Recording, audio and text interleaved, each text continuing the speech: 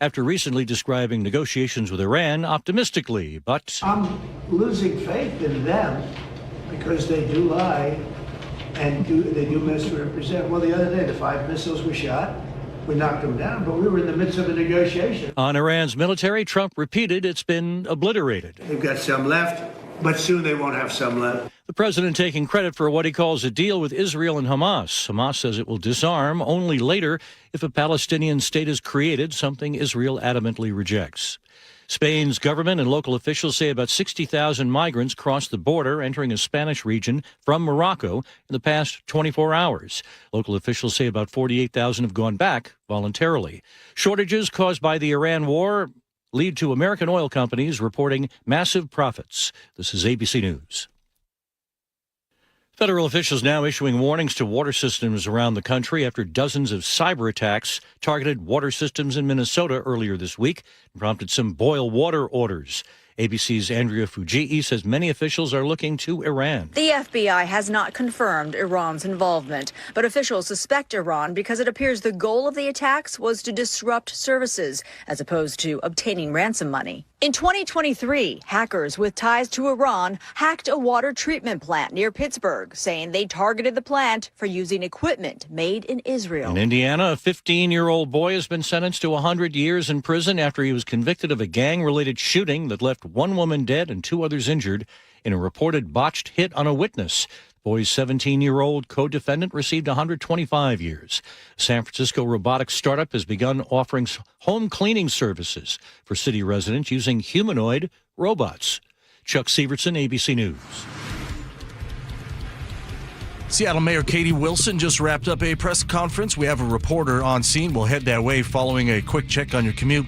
Out in Gig Harbor, eastbound 16, we are struggling today. We've got a 6-mile backup between the 302 interchange down to Alachua Drive due to road work. Tacoma to Olympia already pushing an hour, 55 minutes. Scattered backups between DuPont and Olympia. Here in Seattle, North 5, scattered backups on the Michigan Curve to the Ship Canal Bridge. You've got a big clearing patch through the heart of downtown. And South 5 heavy from Northgate into downtown. This traffic report brought to you by KIRO Newsradio. KIRO Newsradio, 97.3 FM, Northwest News. Now, the latest from KIRO Newsradio and mynorthwest.com. Well, good afternoon. I'm Nate Connors. Mayor Wilson just wrapped up a press conference, and James Lynch was down there live on location. James, what did you learn? Nate, for the first time today, the mayor finally admitted she asked for former Chief Barnes' resignation, something most of us believed already. Now, she wouldn't talk about the terms of the separation agreement, i.e. how much money the former chief receives, and I pressed her again for the reason why she asked for his resignation. Mayor, you still haven't told the people of Seattle why. Was it him being out of the city too often? Was it taking too long to release information that night? Or was it the kerfuffle with the reporter? Or was it all four? I will say that in the conversations that I had with Chief Barnes over the last few days that resulted in our mutual agreement to his resignation, there were multiple factors, some of which were related to the events of Sunday, but that certainly was not the only thing. So the mayor talks a lot about a transparent administration, but refused to be specific. Live at City Hall, James Lynch, KIRO News Radio. Thank you, James. Appreciate it. Washington Attorney General Nick Brown is pushing back against proposed utility rate hikes from Puget Sound Energy. Brown says PSE's plan to raise electric rates by 29% and natural gas rates by 20% over the next 3 years is excessive and unreasonable. This morning, Brown told the G and Ursula show. In this state, we have a monopoly over who can provide power. And because of that monopoly, the state law empowers our office to advocate on behalf of ratepayers. The proposal is now under review by the Washington Utilities and Transportation Commission. A new labor proposal between Boeing and SPEA is moving forward for review. SPEA's professional and technical bargaining teams are endorsing Boeing's proposed 4-year contracts covering nearly 17,000 workers. Negotiators say the agreements address key member priorities and reflect productive discussions with company leaders. Union officials will review the offers next week and make recommendations to members. Contract details haven't been released, and a ratification vote date has not yet been announced. Copper wire thieves are hitting Ballard businesses hard, leaving owners with repair bills worth thousands of dollars. The Lockspot Cafe says it was targeted 3 times in 1 week earlier this year, while the Sloop Tavern has been hit 3 times this year alone. Lockspot co-owner Allison Soike tells KIRO 7 TV. And when things are already hard enough for small businesses in this city, then when you have a $3,000 bill hit that you weren't expecting, you weren't anticipating, it's rough. Seattle police say they are investigating. And now your KIRO News Radio weather. A perfect summer day in store. Sunny and 83 today, but then this weekend takes a turn. Partly cloudy and isolated showers on Saturday with highs into the low 70s. Mostly sunny and 71 in downtown Seattle. I'm Nate Connors, KIRO News Radio. Your best source for local news, serving Western Washington and the world with the KIRO News Radio app. Always streaming live on your smart speakers. You're listening to KIRO News Radio, Northwest News. And now, it's time for the Jake and Spike Show on KIRO News Radio with your hosts, Jake Skorheim and Spike O'Neill.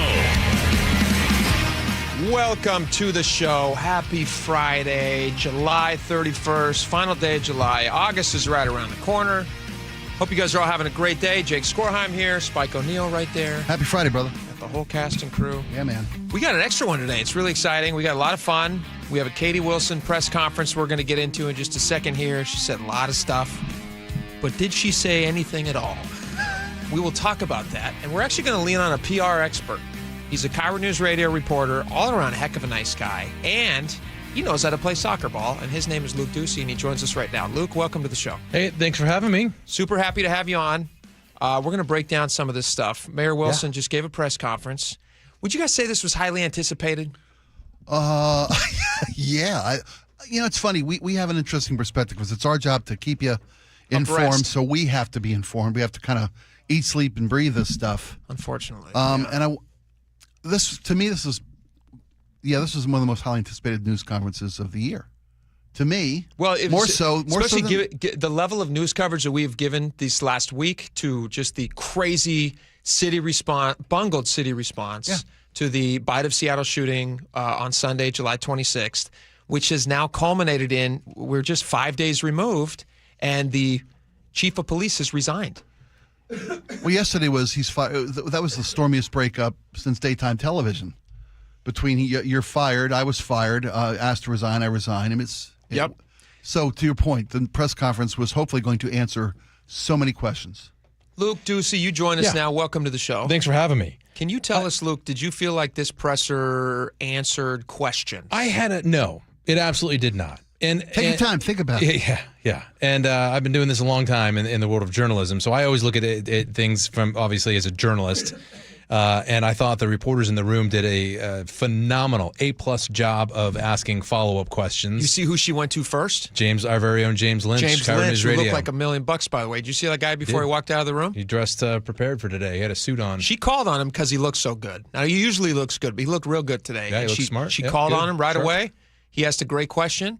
And then the responses, though, that's where we're still asking questions. Yeah, and the answer is no. I think what happened was, and I kind of predicted right before. I thought this could either go 2 ways. This could go just crazy off the rails, breakdown. Something's going to happen, or it's going to be a big nothing burger. In that she's going to stick to the messaging that she was given.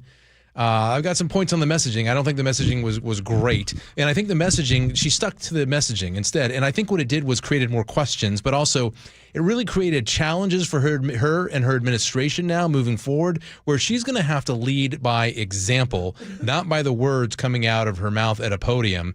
And we just saw one of those examples. And part of her messaging is we're going to grow from this. We're going to get better at this. And this is a major city with a major problem, including a mass shooting, gang-related mass shooting. And the example wasn't exemplary during that. And now she's left herself by answering the questions the way she did with, hey, I'm going to lead by example. You'll see, we'll do great. And I don't know how many people, including, and I mean by this is city councilors who've come out and talked against her getting rid of this chief.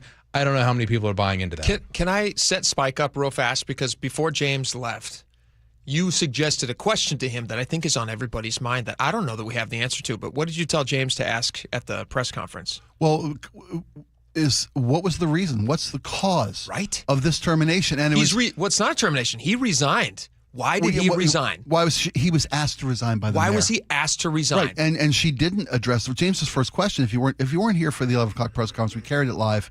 We'll try to do our best to give you all the details, although they were vague and rehearsed, and she stuck to script. I think the mayor went up there with some advice on how to handle herself in front of these questions, which they knew were coming.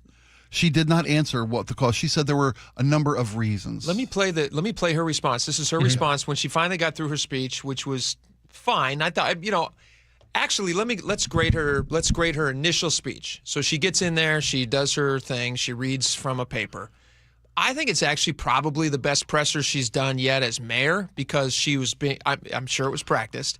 She did a very good job of sticking to the script and reading the words that were in front of her, which is what she needed to do. And so she did that. I would grade that as a B+.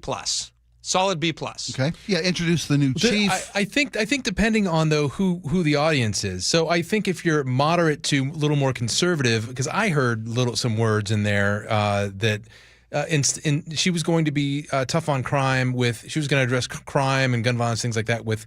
The first word she used was not with arrests or hardline. It was with care and compassion. Okay, which is great. So when we're talking about the substance, I would not grade her. Yeah, I would not grade the substance. I would just grade her presentation.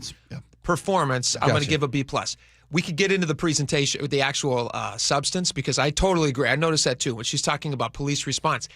This actually harkens back to what she was thinking prior to becoming mayor. She was not a police person. No, that was a speech that she had given when she was running for office. Yes, absolutely. And, we have talked about on the show this week because Bruce Harrell's campaign highlighted it during the campaign. She was defund the police until she wasn't, right before she was running. She was imagining a future without the SPD, per that Publicola post, which detailed something she wrote back in 2020. These are like fairly recent thoughts for an adult to have and suddenly have some big, epiphany about how great cops are. I just don't believe that she actually believes that unless you're factoring in that she was trying to get elected. So that's why she's saying these things now. But back to the speech today, James Lynch asks her, he says, a little clarity. Chief Barnes just resigned. Up until yesterday, we were told that he was fired, and now he's resigned. What happened? Why did he resign? Give us a little clarity on that. Here's the response to James's question. Bob Kettle says, by any measure, the chief's tenure here was successful. Do you agree with that? And if not, what was the straw that broke the camel's back? I would just repeat that as the mayor, I have a different window into the police department than many of our council members, and I made the decision that I firmly believe was the right one at this time as we are moving forward with the summer to put us in the best position to keep our community safe and to communicate transparently with the public. All right, now I have a window into the police department, so there's something happened that caused you to ask for this chief's resignation. A super secret window that nobody else can view in. It's a super secret mayor window in the back of the police station. Yeah. So what is that messaging, and where'd she come up with that? Is that all canned? Oh, absolutely. This has been rehearsed. I had heard from sources that she was supposed to have a press conference yesterday, and they canceled that, and it could be to do more preparation. Sure. They had to really get everything, because they have to organize everything from the introduction to what interim chief sales is going to say to her. Here was their preparation, real fast. Here's their preparation. Claude, come up with a good phrase, and they came up with window. Probably. Could be. So AI is useful in a lot of different ways. But those were all canned response, and a nicer way to say that is that they were prepared messaging points that are going to snap back to what she believes in, care and compassion when in the community and values. But two of those points along those lines. Initially, when she was asked about the resignation, she said partly. Because of what happened Sunday, with the chief, he wasn't there on Sunday, and some other things with the SPD, with communications. But she also referred to and other things.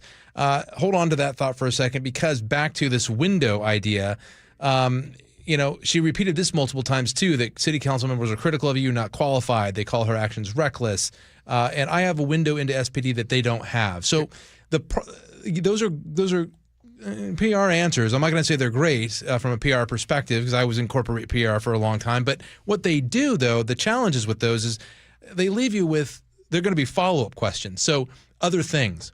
What other things? What are you seeing and through if you that don't have an window? answer to that, the window. What did you see through the window? If you don't have an answer to that, then you run the risk. And what happened here, I think, because it was repeated over and over and over and follow-up questions over and over and over without divulging any information. And the information could be as simple as, well, I can't get into those details per a non-disclosure agreement we signed with the resignation and settlement with that's an easy out.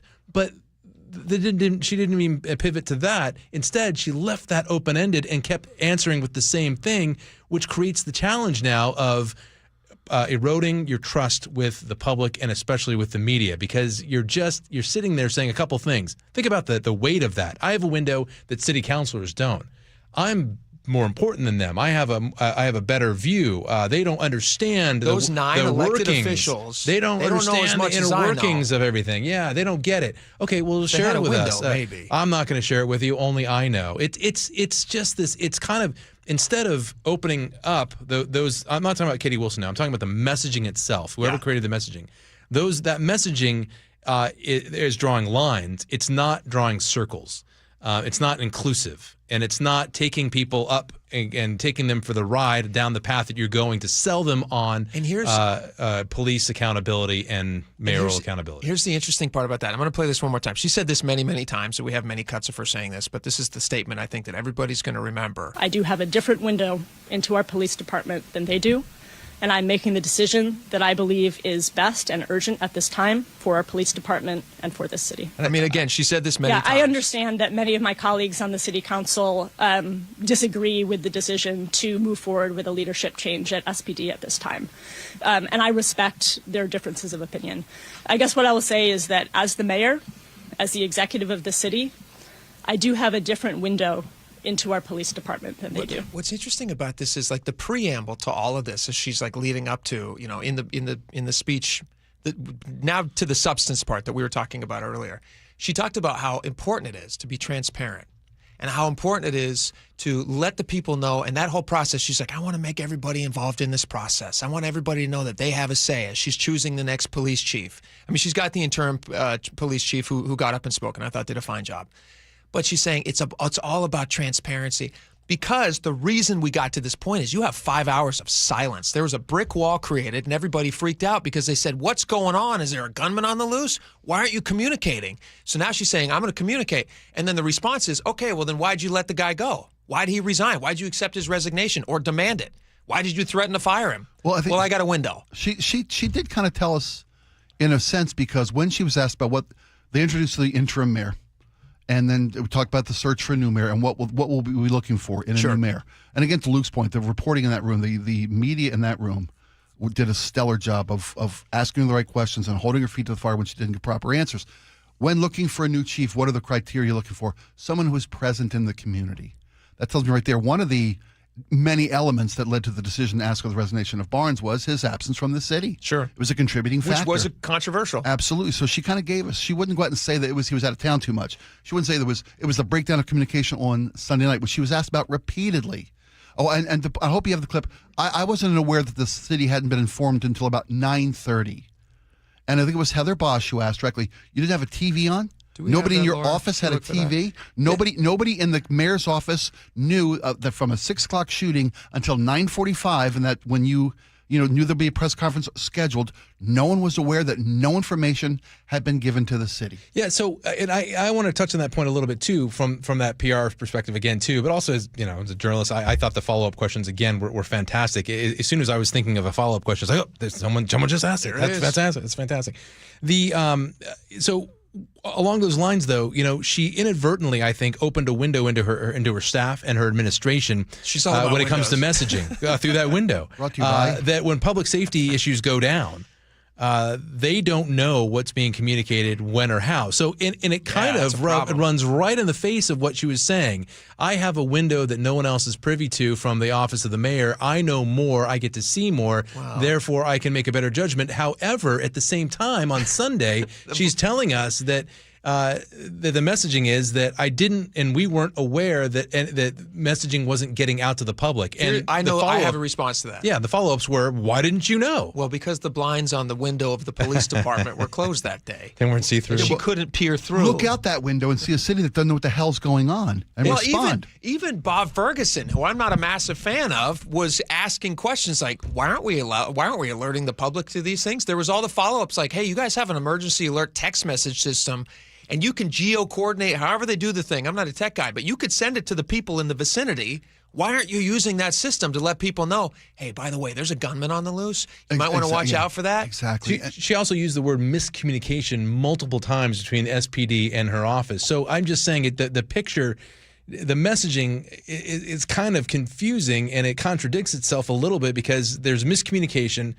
I have a window and yet I have a window into the office that's transparent. I can see clearly what's going on, and yet we didn't know, and there was miscommunication. So, can all those things be true at once? No. Maybe if the window is looking into, what SPD is not doing. Let me play mayor's advocate for a moment, Please, somebody defend her. Well, there are two very separate entities involved here with a press avail, a press conference, and alerting the city, emergency alerting systems.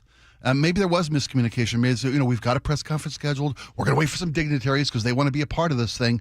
And that I could see operate outside of an understanding that no one had been alerted. I still have a problem with that. She was asked directly. The mayor was asked directly. Why wasn't there alerts from the law enforcement community to the community about safety issues? Here's another. I was unaware that they hadn't been alerted. That's a breakdown. Yeah. Complete failure. And one of the things that undercuts her story about not knowing anything, didn't she initially put out information that was wrong, like very quickly? She addressed that. She said, we put that out. It was wrong. We corrected it quickly. And today she said basically that the SPD gave her wrong information. Does this feel? Here's the thing. And this has got to be the question of the day.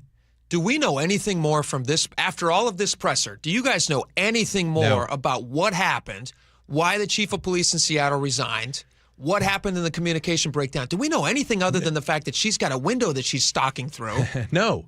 And that's why. Question of the day for the audience, 888-973-5476. And that's why, and I think, when I think of this from a PR perspective, public relations perspective, that she thinks and her team thinks that they are being transparent and open in this. But what they're actually what the messaging has done, the messaging points that they created and put out there and practiced and polished and said, let's do it again. Let's run through it again. Let me ask you some questions and we'll practice. She has created less transparency and a feeling that she has some kind of insight that she's not going to share with anyone. And that does what? It erodes trust. Totally. You think you're building trust, but inadvertently, and what you don't understand is you're actually eroding trust. Here's another question for you guys that I'd like to, if you guys care about this, because I don't live in Seattle. I don't pay taxes in Seattle, but there's a lot of our listeners who live in Seattle that are going to have to foot the bill for a severance package for a chief of police his resignation was demanded. And we still don't know why it was demanded, other than some, allusions to, possibly he traveled too much. Maybe there was some youth violence that she was not happy with. Nothing concrete. And yet, she's saying there's a pretty generous severance package that Barnes got, but nobody gets to know what that amount is.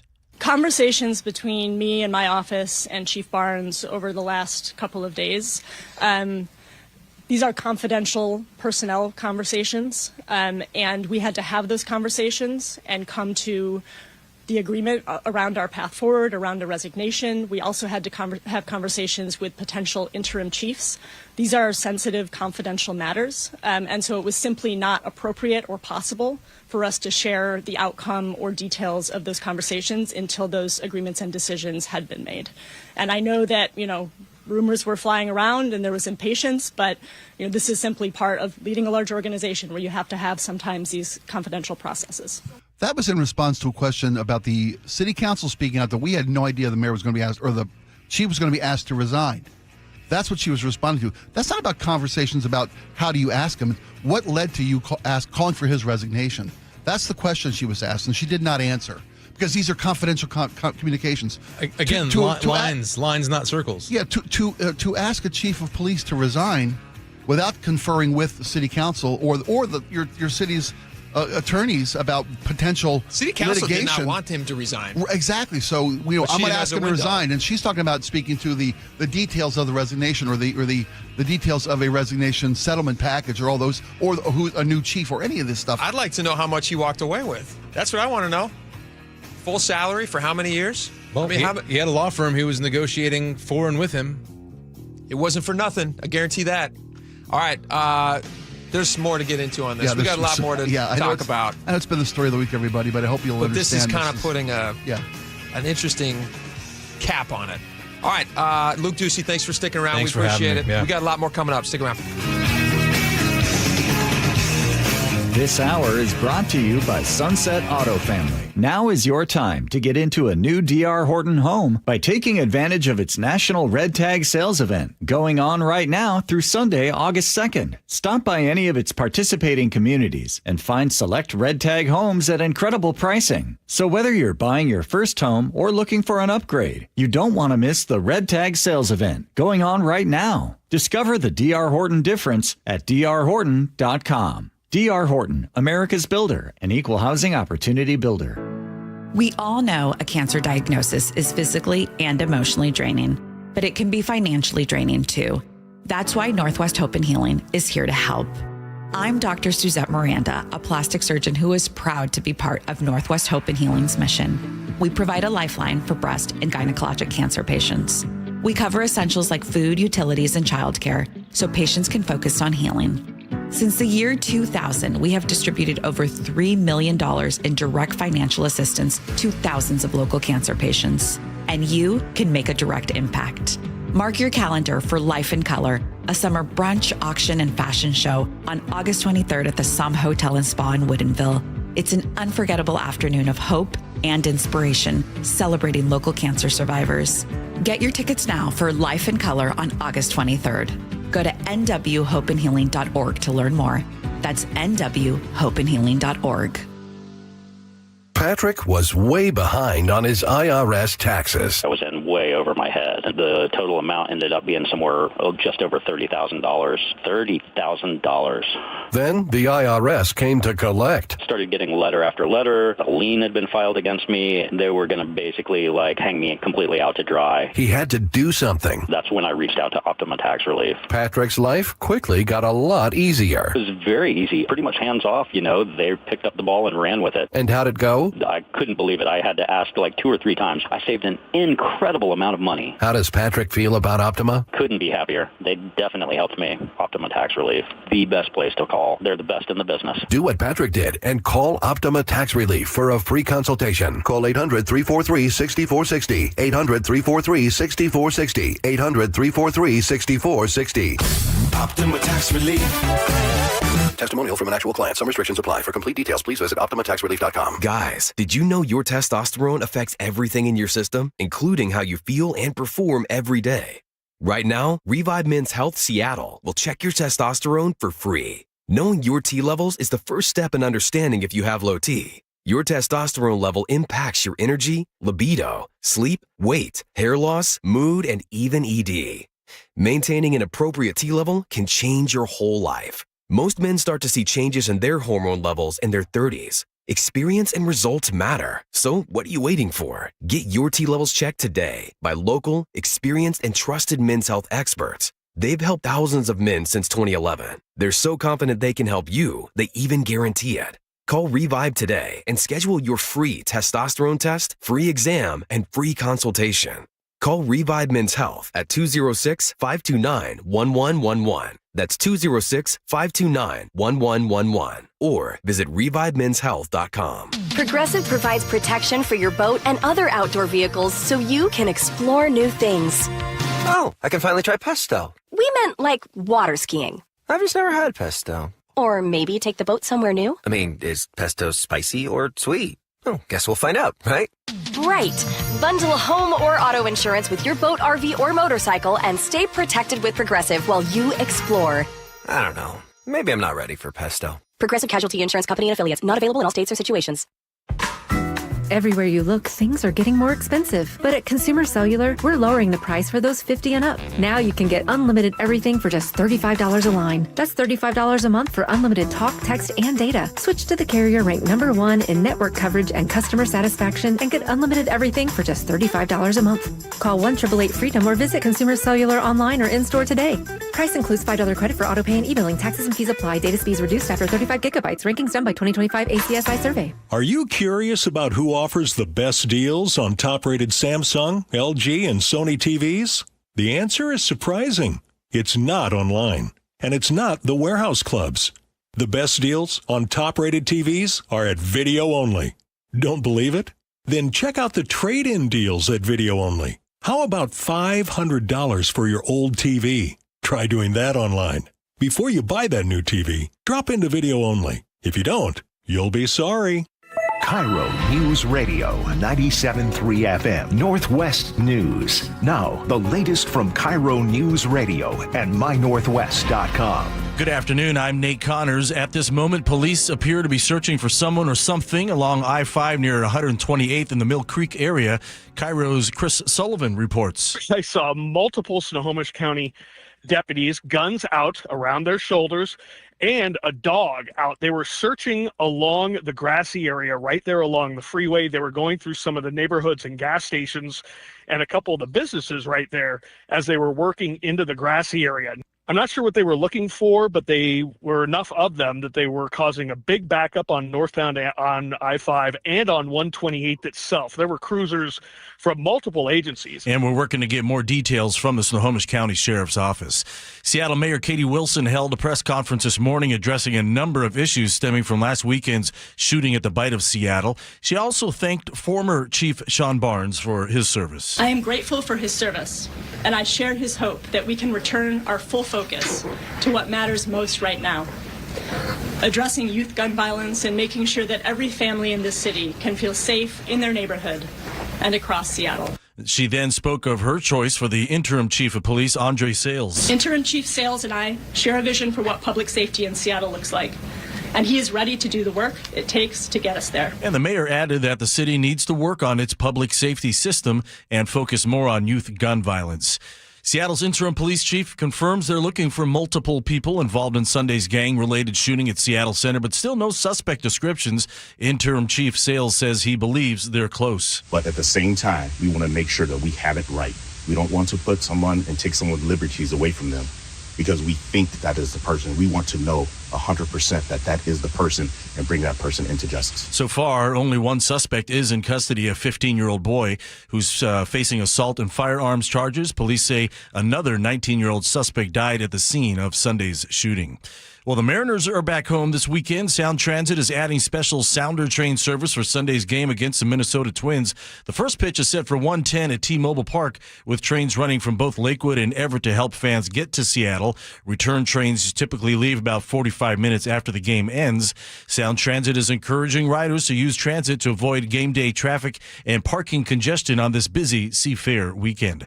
And now let's turn to Wall Street, where we're seeing big gains on Wall Street. 335 points. It just went up for the Dow. S&P 500 up 57. NASDAQ up 251. And now your KIRO News Radio traffic. In Gig Harbor, we're struggling for road work this afternoon. Eastbound 16, a 6-mile backup between the 302 interchange and Willachet. And then westbound 16 is packed from 36th up to Willachet. Tacoma to Olympia, up to an hour and 10-minute commute. Scattered backups now from the JBLM main gate all the way into downtown Olympia. North 405 bumper to bumper through the Renton S curves. Typical backups heading through Seattle in both directions of I-5. South 5, you're going to jam up near 130th and Northgate. North 5 jams up near the Michigan curve. And in Marysville, North 5, we're packed from the Snohomish River up to State Route 528. And now your weather, a perfect afternoon for Blue Angels performance. Getting underway 3:30, sunshine and 83. The weekend turns on us, though. Partly sunny with highs only in the low 70s. Saturday calls for isolated showers. Sunday looks to be a little sunnier. Mostly sunny and 75 right now, downtown Seattle. I'm Nate Connors, KIRO News Radio. Your best source for local news. You're listening to KIRO News Radio, Northwest News.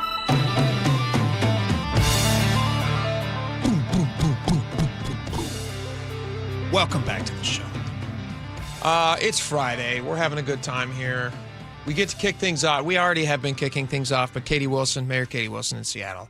I'll tell you what, every time I see her get up to the microphone stand and talk to Seattleites, I go, man, I'm glad I don't live in Seattle. Come on. Aren't you? You think she's doing a knock-up great job? No, of course I don't. Aren't you glad she's not your mayor? Fair question. Yeah, I am, and I didn't vote for her. And I made it public before the election. I was going to give my support to Bruce Harrell. You don't live in the city. As an endorsement. As an endorsement. Gotcha. Wilson, not me. Well, nobody cares if you live outside the city. I know, you can't but endorse I was rooting for, Gotcha, and encouraging and hoping for the election of Bruce Harrell because of experience. Yeah, right. And we've said that many, many times. He seemed to me to be the better guy for the job. You know, while Katie Wilson is not clearly ready for the spotlight, which she can't seem to avoid these days, given the fact that no matter what the mayor's office has to lean into, try to accomplish, comment on, even take a stance on, none of it seems to go well for this administration and the mayor herself. Mm-hmm. But I want to kind of take a moment. We had a good time listening to the mayor's press conference and then kind of going after the way she handled herself, the very scripted and choreographed responses. The non-answer she gave. answer. Yeah, and again, kudos to the reporters in the room who would not let that bone go, as they say. They got their teeth into these questions about the lack of communications, about the reasons for the requested resignation of Chief Barnes. I mean, James Lynch, Chris Daniels, Heather Bosch, Brandy Cruz. I could hear him in the room and not letting these issues go, and the mayor just not giving the answers we deserve as a community. She still did. I will say though, overall, 30,000-foot view. This is the best press conference she's ever done. Absolutely. And I still think she's, not great at the job. I would probably be willing to place a wager, although I don't wager. But do you think she's going to complete her entire run as mayor? Or will there be a point at which she says, hey, you know what? This just isn't the job for me. I'm going to step down from this. Unless things take a dramatic turn for the more competent and better results for the city that she was elected to serve. Mm-hmm. I can't fathom that she doesn't 3+ more step years down of this. At someplace. Yeah. Yeah. But to the mayor's comments about I have a window into the police department that people don't have. Yeah. I mean, we're learning today. There's a piece on King 5 today that there have been 60 different complaints against Chief Barnes filed through the Office of Professional Accountability. Mm-hmm. And I wasn't aware of that until this reporting today. And maybe that's something the mayor has information on with regard to Chief Barnes. It could have been in her secret window. That's with the fact that the team that Chief Barnes puts in place to handle the city and keep it safe when he is out of the city for whatever professional or personal reasons, that team did not issue alerts to the community. Yeah. We still don't know if they were directed not to release information to the city, emergency alerts. And there was confusion and miscommunication about a press conference as opposed to emergency alerts. If that team was tasked with alerting the community and didn't, that falls to Chief Barnes' leadership as well. All these things maybe, James tried repeatedly to pin it down. What was the cause? Yeah, why did he resign? There were a number of issues that other the than mayor... your demand, like what did you? Why did you demand he resign? Yeah, all these things to the mayor's... She has a window. I don't have. It's a maybe window. these cumulative different factors into Chief Barnes' tenure as mayor or as chief, I'll never stop doing it, led her to say at this time, at this juncture, it's time for a change. Here's what I think ultimately was the reasoning. That this is the answer that she gave every time asked. I don't know how many times she said this. I'm a baker's dozen at least. You heard this phrase. I do have a different window into our police department than they do, and I'm making the decision that I believe is best and urgent at this time for our police department and for this city. Okay. I think the real reason that she demanded his resignation is because she didn't want people looking at her. And I don't think, well, it depends. That was asked directly in the press conference. People are saying there's a lot of talk that this is a fall guy, a scapegoat for this situation. Doesn't everybody see that demanded resignation and think, well, this is clearly just a scapegoat situation. This is a CYA firing. It's easy to see. This wasn't even something on nothing that she's saying she forced his resignation for. None of that was untrue 2 weeks before the shooting. Right. He travels a lot, right? Yeah. I don't know if she knew what kind of communication. Maybe that was the one thing that was highlighted in the middle of all this is like she didn't know what kind of communication breakdown was happening. But I actually don't believe that she wasn't part of the decision not to talk to people for 5 hours. Because she was asked directly and has not made that clear. Because you have the PIO going out and communicating with reporters saying that we've been told to wait for dignitaries. We've been told to wait for dignitaries. Before a press conference. That's what I'm saying. There are two very separate things here, from a press conference to an alert to the community. No, but they're asking, why can't we get information? Give us information. Yeah. We can't talk to you. Right. We've been told to wait for dignitaries. Yeah. More questions than answers. We know far less. We know less. We're not trying to influence the voting or the responses. Our question of the day: do you know more or less after this mayor's press conference? Here's what we all know.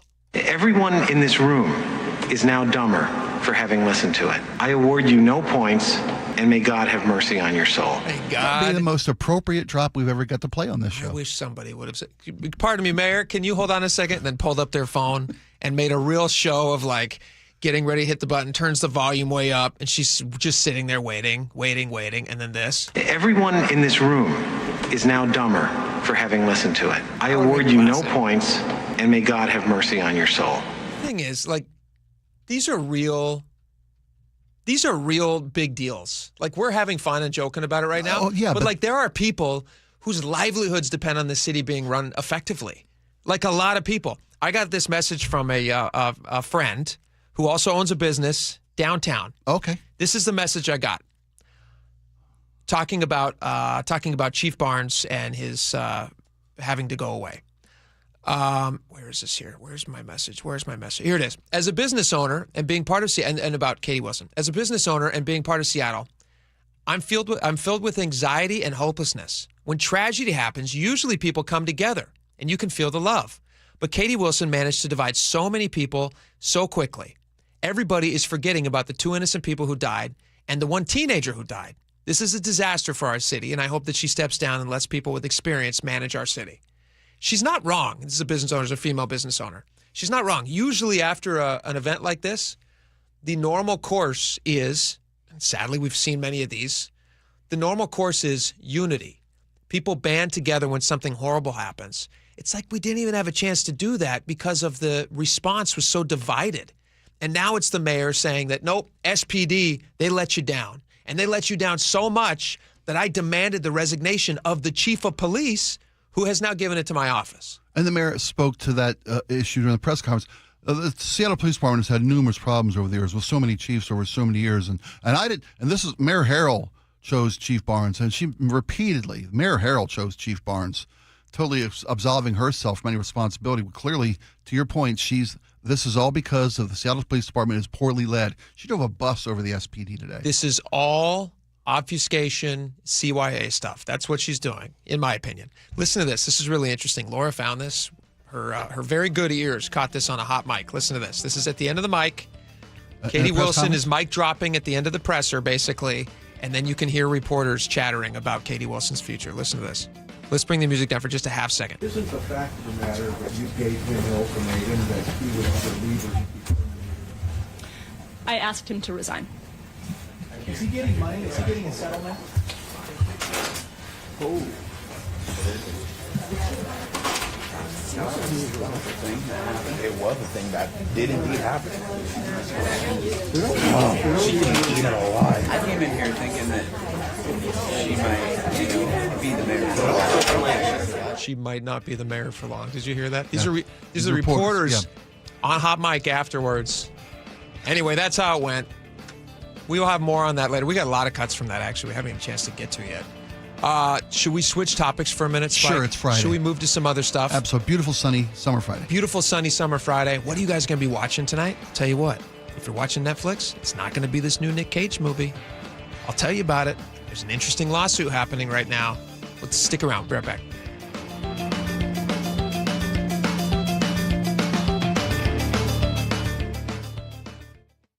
KIRO News Radio, where you hear the John Curley Show, 3 to 7. If 20 people were asked to choose toppings for a pizza, and the majority were not asked to pay for any of the toppings, they would probably choose, the majority would, the most delicious and therefore the most expensive.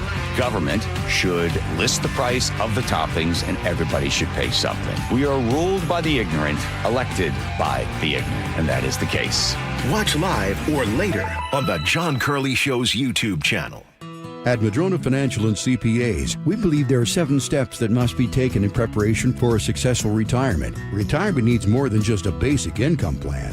Hi, Jeff here with Madrona Financial and CPAs. Don't settle for a partial plan. Get the real deal by requesting your no-cost Madrona analysis today and discover what you may be missing. Call 833-673-7373 right now to request your analysis. That's 833-673-7373. At Seattle Children's Hospital, 1 in 3 patient families can't afford the food their kids need to heal. A child recovering from surgery and the family struggling to put nutritious food on the table. That's why Seattle Children's, Safeway, and Seahawk Jackson Smith and Jigba launched the Food First Project to fight pediatric food insecurity by providing grocery cards, produce vouchers, and food as medicine programs for families. No barriers, just help. 12s, we need you. Learn more at Safeway.com. Again, that's Safeway.com. I started Davis Law Group in 1994 to fight for the underdog. And as our team has grown, we've stayed true to that mission. Today, Davis Law Group is known for providing excellent service and even better results. Visit WashingtonAccidentBooks.com to get your free book on car accident law. There's a sink at the brink and a drain that's a pain. DayandNight.net. Slow drain? Backed up toilet? Call Day and Night to save $100 off any drain cleaning. Hi, I'm Bruce with Day and Night Plumbing and Heating. From a slow drain to a major backup, no drain is too big or too small. Whether we're your first choice or smart second opinion, I guarantee our experts will solve any drain problem, day or night. Now get $100 off any drain cleaning. DayandNight.net. What would you do if the person you love needed round-the-clock care and you had no plan to pay for it? I was very worried about running out of money. When Mike's wife was diagnosed with dementia, he turned to LifePoint Law and Elder Law attorney Rajiv Nagayich. And then he said, you're going to be okay, but we have to get through these steps. Then I felt a whole lot better going into it. It was still a very difficult process, but in the end, I knew that there was someone there that if I needed help, understood what I'm going through. LifePoint Law helped Mike protect his wife, his finances, and his future. They laid it out really well up front. They give you a very in-depth plan. There are so many things that you don't know. I could never have done it on my own. Register for a free LifePoint Law retirement planning seminar in Federal Way August 1st, Puyallup on the 4th, Tacoma on the 6th, or Bellevue August 8th. Space is limited, so sign up today at LifePointLaw.com. That's LifePointLaw.com.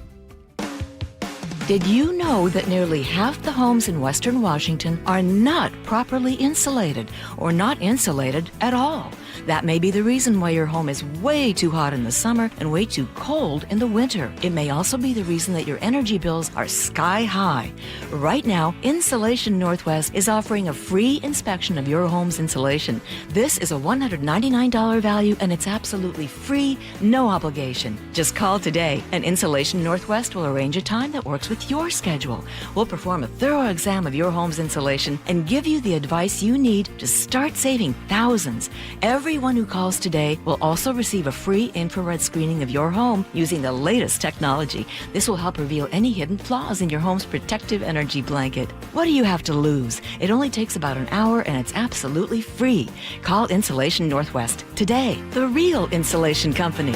InsulationNorthwest.com. Hey, Jake Skorheim here. Did you know every qualifying vehicle at Sunset Auto Family comes with oil changes for life? That's about $150 each, and you get up to 5 a year, saving you thousands over the life of your vehicle. Visit our friends at Sunset Auto Family. You just get more at Sunset, and people do like that. KIRO News Radio is giving you a shot at 4 tickets to see the Seahawks in their preseason home opener, Saturday, August 15th. To enter, open the KIRO News Radio app or visit mynorthwest.com/win for details. You can enter once per day, so the more you enter, the better your chances. Enter daily from July 28th through August 3rd. Full details and rules at mynorthwest.com/win. That's mynorthwest.com/win.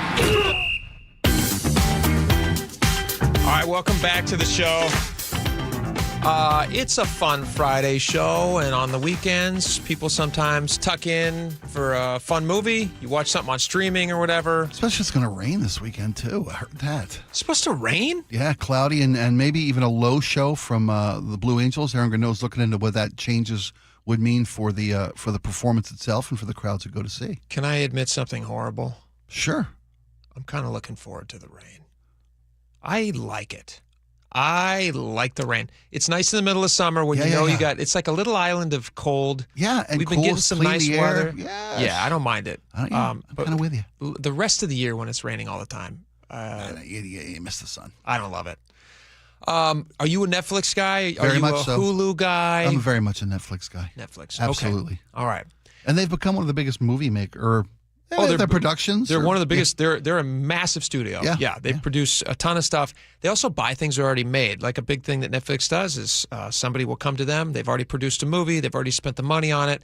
They will say, "Hey, we want to sell you this project. You can stream it on all your platforms." It's more attractive than theaters are these days. Absolutely. I mean, like that's why Netflix exists, because it's very easy to watch on there. Although it's anxiety-inducing, they have too many options. I do get choice paralysis. Completely. Yeah. I hate it. What'd you end up watching? The choice screen? Yes. I spent 2.5 hours watching options. Sometimes every single night when I'm watching something, if my wife is watching with me, she will fall asleep instantly, and then I will just, whatever we were watching because she was in the room, I will then switch over to whatever I want to watch. But that just means I search until I go to bed. It's so stupid. It's not satisfying. Anyway, Netflix. Netflix is being sued right now for $105 million. Jeez Louise, that's a lot of dough. There's a movie producer who has a new movie. What's happening here? Oh, was that my computer? That's my bad. Cool. That's kind of neat. Class is over. Have a great weekend, everybody. I kind of like that. It took me back. Netflix is being sued for $105 million because they a producer of a movie that Nicolas Cage stars in. Okay. And the movie is called, let me get the name of the movie right. Fortitude. Fortitude. It's an army movie. It's a war movie. Fortitude. Yeah. It's about a specific campaign during World War II. And it looks very interesting. I mean, I love all this history stuff. Me too.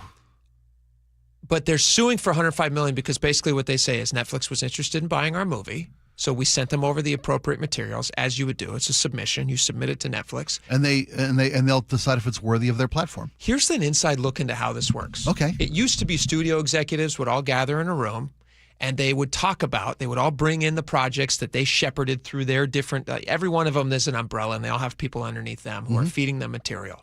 They then all meet up in a room, and they make the best case for their pieces that they think are the best things. And sometimes, it rises to the top. That's how it was done in the old days. Or they might develop something in-house, and it takes years. Now what they do is they just put it through an algorithm. And the algorithm will decide, are enough people aware of different things about this movie that they're going to click on it and watch it. So there's going to be a whole bunch of people who like war movies, so we can count on this amount of audience. There's going to be a lot of people who are Nick Cage fans, so we can count on this amount of exposure. And then if that number equals the number that they think justifies whatever budget or price, they will purchase the project. Do they factor in the people who love creative hair pieces? Because those people love Nick Cage movies. Okay, crossover with the John Travolta audience. Exactly. Absolutely. See? Yeah. Yes. Face off, hair on. Boom. Perfect movie because it's both of them. You're right. The Nick Cage. Anyway, great. So in this case, this movie company sends over this version of the film. A lot of time, like a screener, like a screener type of deal. Now, didn't you used to be a part of that collective where they would send you? I movies? still am. I still get screeners all the time, but they don't do screeners anymore. They just do links. So they'll send you. You'll get I have an app. Okay. And basically during award season, they load movies onto an app, and then you have early viewing. You used to get DVDs in the mail, right? They used to send me literally every single year. I would get dozens and dozens of physical DVDs with a watermark on them that's had my specific identification on it. So if it ever leaked out into the public, then they know where the leak was. They would know who it was from.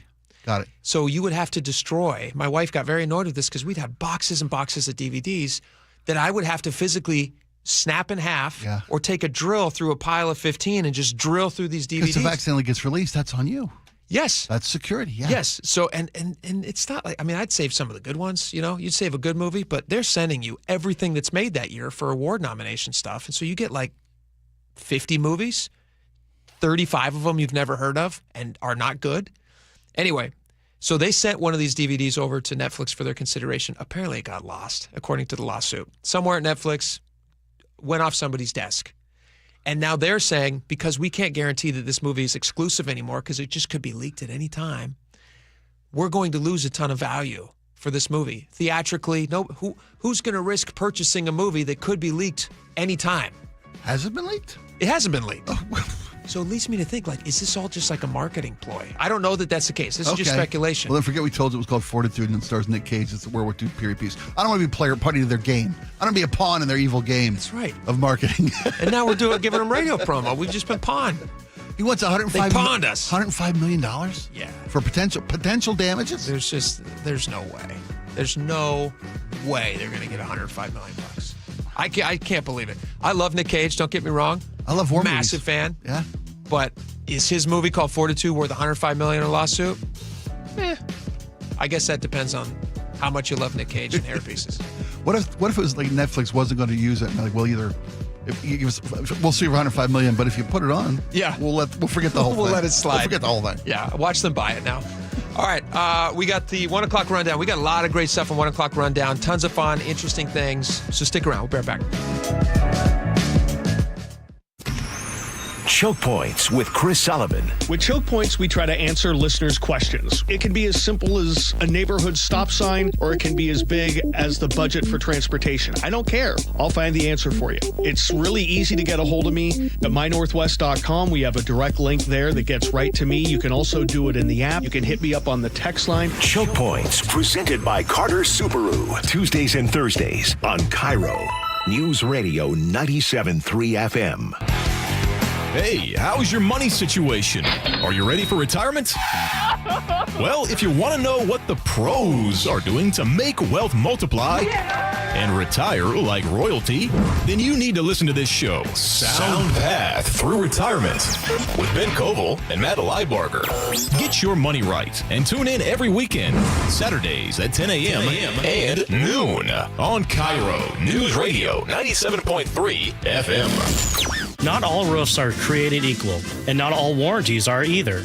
This is Justin Shirley, CEO of State Roofing and Exteriors. Right now, take advantage of free lifetime Golden Pledge warranties on all GAF shingle installations. And save up to $3,000 or choose 0 down, 0 payments, and 0 interest up to 24 months. Summertime savings won't last forever. Protect your home with a roof you can count on for decades. Call 866-ROOF-ROOF or visit stateroofing.com today. Held to a higher standard since 1968. I like it hot. Beg your pardon? Can you make it hot for me, Dan? I think so. Half heated ain't hot enough. No. That's why I called you. Apollo Plumbing. Yeah, my sorry old water heater. Oh. Ain't getting me the hots anymore. You want hot water. That's what I said. That's what we do at Apollo Plumbing. And you're ready? Right now.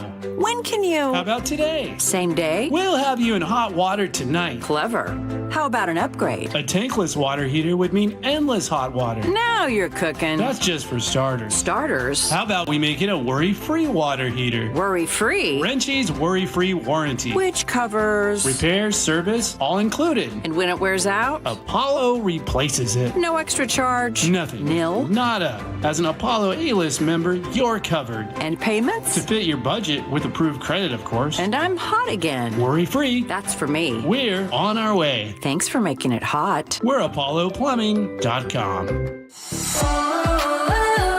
As a fitness coach, my active psoriatic arthritis can slow me down. With Skyrizi, Risankizumab Riza, I'm treating my skin and joint symptoms so I can keep moving. Skyrizi, a prescription-only injection for adults, helps me move with less joint pain, stiffness, swelling, and fatigue. And for those who have plaque psoriasis, 90% clearer skin is possible. With Skyrizi, there's no daily dosing. It's just 4 doses a year after 2 starter doses. Don't use if allergic to Skyrizi. Serious allergic reactions, increased infections, or lower ability to fight them may occur. Before treatment, get checked for infections and tuberculosis. Tell your doctor about any flu-like symptoms or vaccines. Thanks to Skyrizi, there's nothing like clearer skin and better movement. And that means everything.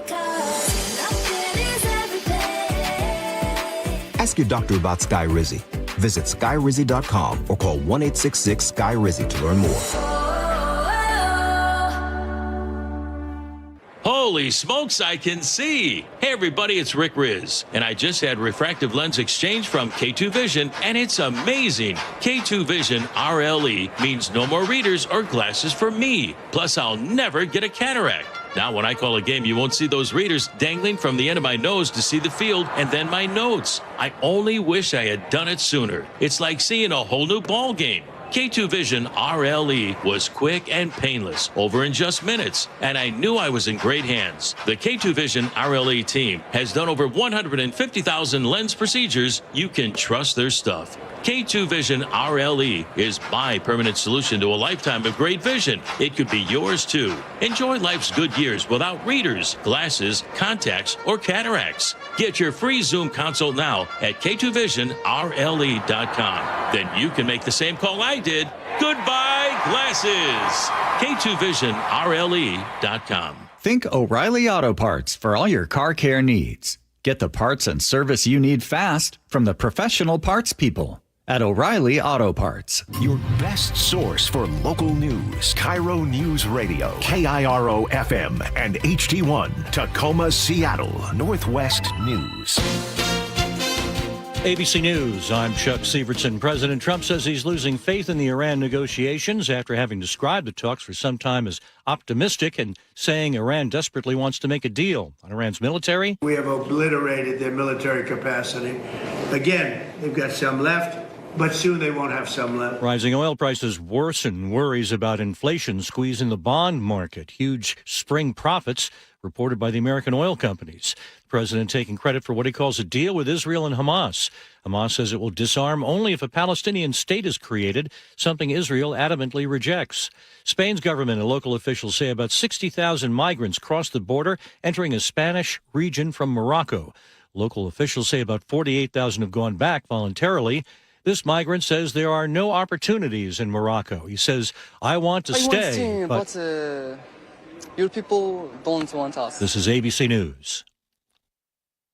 Federal regulators are going full throttle on this. No driver, no problem for Chloe who took a ride in a Zooks in Las Vegas. It's kind of scary at the first time, but when I just got used to it, it's really cool and chilling. I really love the music and how you can adjust temperature. But there's little else she can control. Amazon Zooks vehicles have no steering wheel, no pedals. Jonathan Morrison of the National Highway Traffic Safety Administration says Zooks got an exemption from the rules, but we have the ability to pull the exemption if we see unreasonably risky behavior on the road. Dave Packer, ABC News. Florida man now faces manslaughter charges in the death of his neighbor. His story: he mistook the neighbor for a bear and fatally shot him.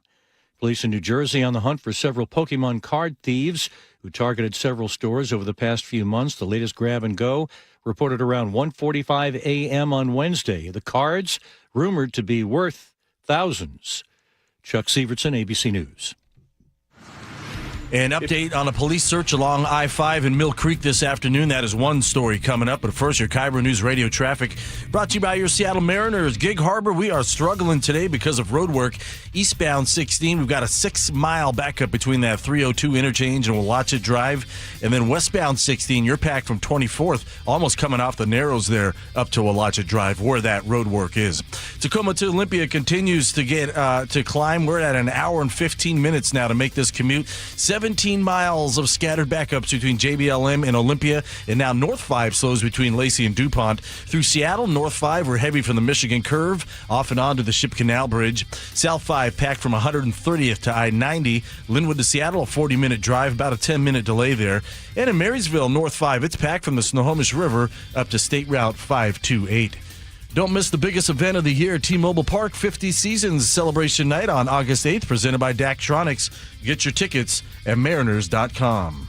KIRO News Radio, 97.3 FM, Northwest News. Now, the latest from KIRO News Radio and mynorthwest.com. Good afternoon, I'm Nate Connors. Seattle Mayor Katie Wilson wrapped up a news conference within the past hour where she introduced Interim Chief Andre Sales, and she basically dodged questions about the exact reason why she asked Chief Barnes for his resignation. James Lynch was there and joins us live. James? Nate, Interim Chief Andre Sales is a seasoned law enforcement officer, a former chief in the Midwest, and a good friend of former Chief Sean Barnes. Now, as to why she asked for Barnes' resignation, the mayor said only that there were multiple reasons, but she only cited gaps in communication between her office and SPD the night of the shooting. Our after-action review of the city's communications with the public and the media revealed real gaps. Information could and should have gone out much faster through social media, the emergency alert system, the SPD blotter, and/or an off-site press conference. The public should have heard sooner about outstanding suspects and the status of the Seattle Center campus. Now, the mayor accepted blame for not using the community alert system Sunday night, but for nothing else. And that has happened since Sunday night. Live at City Hall, James Lynch, KIRO News Radio. Thank you, James. Snohomish County Sheriff's deputies are looking for someone who may have stolen a gun out of a vehicle. The search is going on right off I-5 near 128th in the Mill Creek area. KIRO News Radio's Chris Sullivan reports. I saw multiple Snohomish County deputies, guns out around their shoulders, and a dog out. They were searching along the grassy area right there along the freeway. They were going through some of the neighborhoods and gas stations and a couple of the businesses right there as they were working into the grassy area. They've also got a drone up there looking for the suspect. The theft apparently happened in Everett at the Puget Park Apartments parking lot. Bellevue residents will soon be able to hop on a Lime scooter or e-bike to get around town. Starting August 10th, Lime will deploy 500 shared devices across the city, offering a new option for first and last mile travel and transit connections. To celebrate, Bellevue and Lime will host a community event August 21st at Amazon Meadow, where free helmets will be handed out. City leaders are reminding riders to use bike lanes when possible and park responsibly to keep sidewalks clear and accessible. A second person is now charged in connection with the shooting of a 2-year-old boy in Tacoma. On March 31st, the boy was hit in the chest when somebody fired into the Village at Soda Apartments along South 96th Street. He survived but suffered a broken rib which was pushed into one of his lungs. Pierce County prosecutors have charged 25-year-old Avery Allen Lucas McDaniel with assault and unlawful possession of a firearm. The News Tribune reports another suspect who was arrested earlier this year allegedly fired into the apartment and that the target was somebody he'd been fighting with. Investigators say McDaniel was at the scene too. He pleaded not guilty and his bail was set at $150,000. Frank Lindsay, KIRO News Radio. And now your KIRO News Radio weather. Sunny and 83 this afternoon. Tomorrow, though, we flip a switch and bring in some clouds, isolated showers, and breezy conditions. Sunday, a little sunnier with our weekend highs only in the low 70s. Sunny and 76 right now in downtown Seattle. I'm Nate Connors, KIRO News Radio. Your best source for local news, serving Western Washington and the world with a KIRO News Radio app. Always streaming live on your smart speakers. You're listening to KIRO News Radio, Northwest News. And now, it's time for the Jake and Spike Show on KIRO News Radio. With your hosts, Jake Skorheim and Spike O'Neill. Welcome back to the show. 1 hour down, 2 hours to go. Lots of stuff to get to. It's a fun Friday show, so we're going to have a lot of fun here. As every day we do for the entire show, really. But at 1 o'clock specifically on Fridays, this is where you're going to want to be. When you look back and tell your kids what you did today around the dinner table, this is the moment you're going to go, you guys there for the 1 o'clock rundown? Top stories coast to coast? Daddy, tell us about the 1 o'clock rundown. Tell us about the 1 o'clock rundown. Oh, Timmy.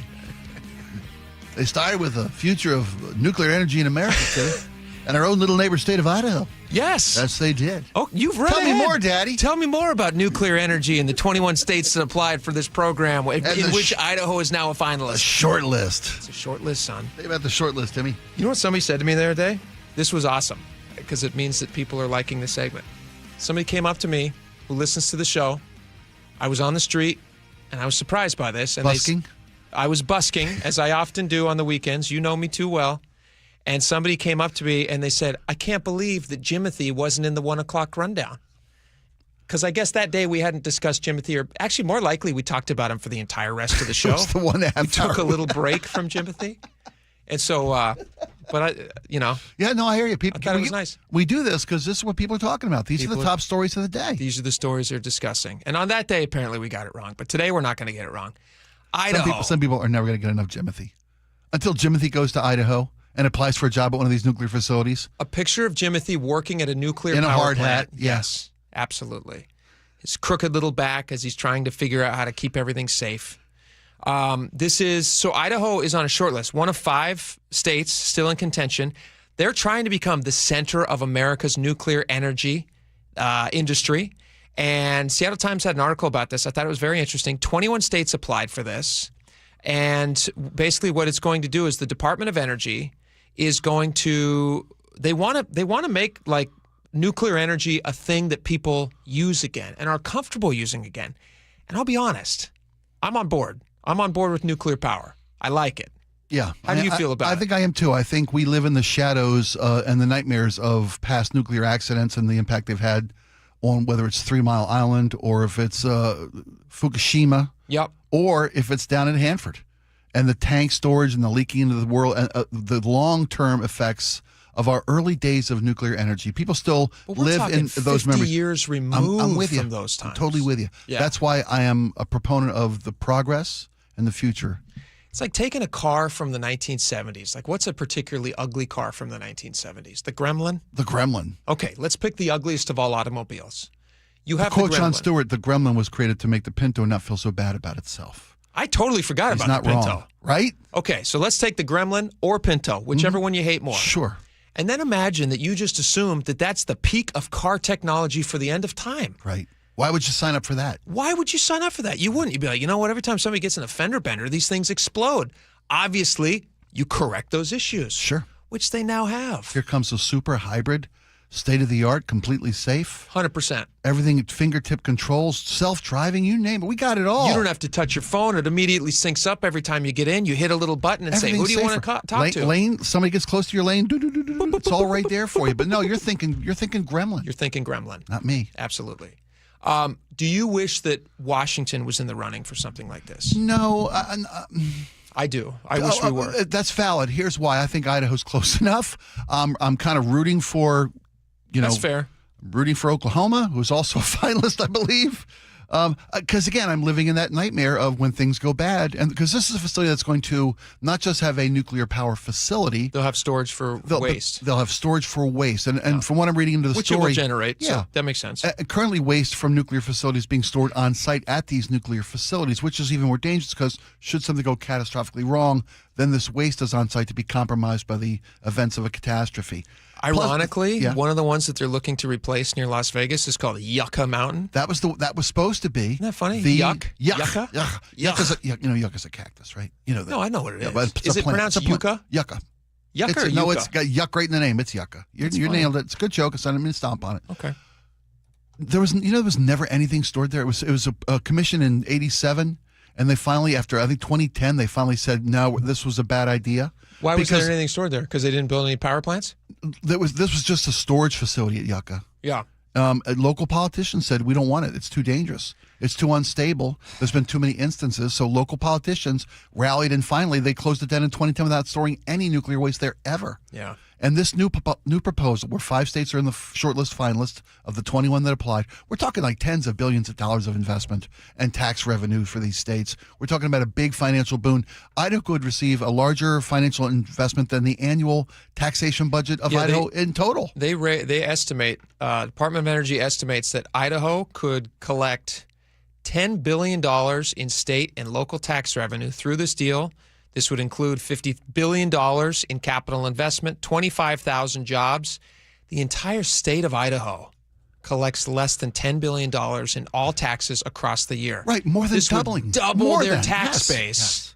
And storage the technology's gotten so much safer. So good. It's a very good thing. We got a lot of empty space out in Eastern Washington. I'm telling you, man. All these talks about energy too. You got Governor Ferguson trying to shut down energy and dams and things like that. Well, he's drawing into question those things. You also got this. I hate to fall into my DTS, but the Trump administration canceling the hydrogen project that was slated for Eastern Washington. That got canceled, part of a green energy proposals from the previous Biden administration. Cancel all the green stuff. I'm fine with that. So is nuclear's green always stuff. makes things more expensive. That's the problem. Nuclear's green makes things stuff. more expensive for you and me. I don't buy that. I agree to disagree. Question. Show me one area where green energy is being implemented where things get cheaper for the consumer. You can't at this point in time. You can't. Because it's the bleeding edge. It's called the bleeding edge of technology. Early adopters. The bleeding edge? The bleeding How edge. long has green energy been a conversation? Well, we're still only 3 to 5% of. Dead. They're still bleeding. Nuclear's part of green energy, bud. I know it is, but the environmentalists have shut it down. They've said no nuclear energy. Well, this is the clean. It's ironic. You're totally right. It's ironic because it is the cleanest, safest energy form available on the planet. Right. And environmentalists have shut it down, in large part because they saw the movie The China Syndrome in 1979. That's not a joke. No, I hear you. They saw the movie The China Syndrome in 1979, which was based on a pretty great novel. Pretty great movie, by the way. A lot of good people in it. Some of us lived downwind from 3 Mile Island as little kids, but that's just How many people died from 3 Mile Island? I don't think any did. None. Yeah. Yeah. But the environmental impacts were severe, so we can't just downplay it. All the stuff that they had going worked to clean it up. Yeah. 12 days after the China Syndrome happened, 3 Mile Island happened. Yeah. That's why it became such a big deal. Oh, yeah. Because China Syndrome was the biggest blockbuster hit when it came out. And then 12 days later, you have a mishap at 3 Mile Island, which is not good. Yeah. But all the safety mechanisms built into place, they worked.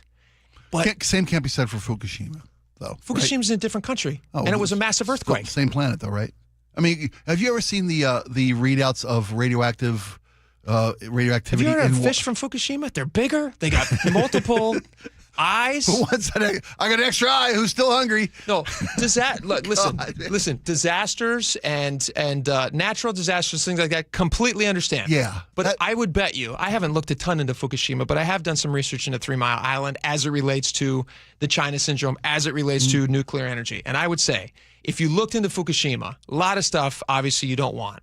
But I bet you also, they did a pretty good job cleaning it. I bet you also that they had safety precautions built in that helped tremendously. Yeah. And it's stupid that we're just ignoring nuclear energy. We're not. It's not. We're not ignoring it. You're right. You're spot on. And by the way, before you text the station, the Waukesha Casino Resort text line, Chernobyl. We forgot to even mention Chernobyl. They're right. That was a massive nuclear disaster. It still to this day affects lots and lots of people in lots and lots of space. The point being, Have you done any research into Chernobyl? Have you done much reading into it besides seeing the HBO show? I saw the HBO show. You should read into it. It's really interesting. There's a lot of stuff about that we're talking HBO. about big deer with extra antlers now. There's a lot of stuff about Chernobyl that was invented for the HBO show that wasn't reality. I'm not talking about the movie, the drama movie. There were documentaries on. Oh, I thought you were talking about There's also a phenomenal TV series. It's one of the best things that HBO's ever made. No, I'm not talking about that. I think it's called Chernobyl. Yeah, I'm not. Have you seen that? No, I haven't seen. I've seen so pieces good. of it. I know. Yeah, I know that. It's phenomenal. But there were and here's the thing. Also, that's Russia, so I kind of write it off. I was about to that's say, Russia. The problem with Chernobyl also was misinformation and lack of information to the community. That was part of the Chernobyl problem. And Russia. Downplaying severity. We're talking USSR. Yeah. Fair enough. Okay. Good news is Idaho's on the short list. Modern times. Yeah. Chernobyl, perfect example. You're talking about Gremlin territory. That's way back when. This is modern times. Right. It's a whole new game. Idaho's going to be on the cutting edge of this, possibly, if they get this contract. $10 billion. But Washington State, are we even in the game? Nope. No, we're not. I don't think we were one of the 21 that applied, were we? Of course not. Not in this state. They would never do that. They hate cheap energy. All right. Mom Donnie. Should we do some Mom Donnie stuff? Yeah, we can do that. He's taken on delivery apps. Tips. People are very passionate about tipping. They're very passionate about either saying you're forcing me to tip too much or you guys aren't tipping us enough. So usually people have a pretty good feeling about tipping, or they have a strong feeling about tipping, one way or the other. Yeah, and I think that the expansion of the gig economy into our lives, it now seems like so many ways, every time, every day. Oh, it's everywhere. That the gig economy steps into our lives, and tipping as well. Nowadays, you turn the screen. How much money do you want to give me for handing you a bag? 18%, 20%, 25%. Do you hate that or do you love it? I cannot stand that. Cannot stand that. Same. Yeah. I don't stiff anybody, even with carryout. I'll leave them $1. But I'm not going to leave 18% on a $40 food order because you handed it to me. That's insulting to even ask. It's insulting. I always feel guilty. In the old days, before a screen shamed me, I would never tip on takeout. Really? If I showed up at a place, maybe if it was a place I frequented a lot, right. I might throw one-offs are different, but a community place that the business owner, count on them. But if I'm just passing through, getting takeout food, it's like I don't tip at fast food. Do you? No. What's the difference? There's no service. What's the tip for? It's service. To me, I'll give the difference. To me, the difference is if it's a corporation, I don't tip. Okay. If it's a family business, I'll try to, even if I'm just passing through, I'll throw $1 at them. I'll throw $2 at them. Sure. If it's a big order. In my neighborhood, I don't care if I get an $18 order or a $100 order. I tip $5 for takeout. Okay. That's what I do at the place. Because they know your face and you know their face. Yeah, and they know me, and I respect and appreciate their work. That's nice. So with regard to the apps, what Mondami is stepping up to, is that these apps make it difficult for people to know That's what he that tips are says. included. Laura does more of this consuming than you or I do, so maybe when you use delivery apps. Yeah, if you're using Uber Eats or if you're using DoorDash. I'm trying so hard not to because it's So expensive. so bad for my budget. Do you tip the delivery guys? I do, mostly because the app says like they'll bring it to you faster. You know, if you Tipping's not package a tip with the order. Tipping's not a reward; it's an Well- incentive on these apps. Then I looked up like how much they make per hour, and it's a lot. Yeah. And there's a lot of, like the regulatory response. I don't know. It adds up really fast. It adds up really fast. Yeah. And what's the markup too? Like if you order from a restaurant menu versus ordering that same item on a DoorDash, isn't it like a 30% markup or something? I'd say it's probably like $2 or $3 an item. I fall An item, not a prey delivery. to An item. sushi most often. So like a $18 roll will be like a $20, $21 roll. No thanks. It adds up fast. Mondami's problem with the Uber Eats and the DoorDash. Let's play a second of him talking about it. Oh, you got it. and Okay, then- great. And then we can break it down. Oh, here we go. Since our new laws took effect 6 months ago, they have put delivery workers on track to receive an average annual increase of $2,287 paid to them in tips. It is also a return to transparency for the New Yorkers who rely on delivery services. From the harried father ordering an emergency pizza for family dinner, to Sex and the City's Miranda Hobbs eating chicken with broccoli and brown sauce while she watches her favorite show, Jules and Mimi. I don't understand any of those references. I wish I was culturally. What's a Jules and a Mimi? Do you know? I have no idea. No, that This one must, eludes me. it's an East Coast thing. Must be an That's the East Sex Coast. and the City thing. If they're so cool, You watch Sex and... Did you watch Sex and I the did City? watch it, but Do you know what a I- Jules and a Mimi are? No. Is it a drink? I don't know what it is. Shoe designer? Text us. Please text us and let us know. Rom-com lover knows that after the heart has broken and all seems lost, there's oftentimes only one thing left to do. Order delivery. From How to Lose a Guy in 10 Days to You've Got Mail. Good Lord. He just did a Yeah, Claude search. I He love goes, ya. give me a bunch of references for things. Let me break it down what he's basically doing here. He's saying that the tipping section on these apps has been hidden to obscure how much somebody wants to tip. And so the people delivering your food are not getting tips as much as they otherwise would if the tipping was more evident. If you asked folks, so for me, I would drop $5 on a guy, right? And it says it's 10% is a hidden button. Well, the 10% is just kind of, they build it in. They build it in, yeah. But he's saying, I want to make the tipping button front and center so that people know, hey, I actually want to tip 20% on a takeout item. Is that something that would be useful to you? Yes, and only in so much that I don't like to have my options hidden from me. I don't have to go searching for things. I want to know front and center what you expect of me, what my options are. Mm-hmm. So from that regard, I think it's good. He says it's going to help the drivers. Here's my question. Because the automatic tip button kind of shortchanges them. Why is it his business? He's the mayor of a city. He doesn't have other stuff to do. Is all the crime solved? He's now moved on to tip button on applications focus on private companies. It's his voter base, the drivers. That's his voters. It's his driver union base. That's why he's doing it. That's okay. It's his constituency. What do you mean it's okay? It's his constituency. Wouldn't you rather he be solving crime? If Katie Wilson came out today in the midst of all this, she said, you know what we're going to do? I'd like you all to open up your Uber Eats app. I'm going to focus on what's important. Transparency. That's what we want. Well, I'm going to provide a window into Uber Eats. I got a window into Uber Eats that they don't have. New Yorkers feel the same way about Mondami that we feel about Katie Wilson. They I don't know if that's the case. 100. They want him to focus on He's what's getting important. stuff done. He's opening up grocery stores. Oh He's got rent control put in place. He's opening up grocery stores. They're open. There are city subsidized grocery stores that allow lower prices on We're various gonna have items. to come back to this now. Okay, We're gonna have to talk he's about delivering it. on promises. Okay. I He's- didn't want to he's do nothing this. like Katie I didn't want to do Wilson. this, and now I have to. Well, I didn't want to. He's funny. Now I gotta. Wait a minute. He's funny. He's charming. He's like Katie Wilson. One of these things doesn't belong here. He's like Katie Wilson. You know what? At 2 o'clock, can we get back at what do we have scheduled for 2 o'clock? Let's talk grocery stores at 2 o'clock. I didn't want to do it, but you forced my hand. We We're didn't gonna have time to get do to it. the third roundup story of the day, which is that AI snuck out of the box. Right? Tell See people that? real fast. Okay, and Anthropic. Anthropic was running their Claude AI in a closed test environment. They're running these tests on AI. They ran over 140,000 tests. Yeah. Except in this one coding error, AI was allowed to escape the test and get into the internet, and the AI Claude hacked into 3 separate companies.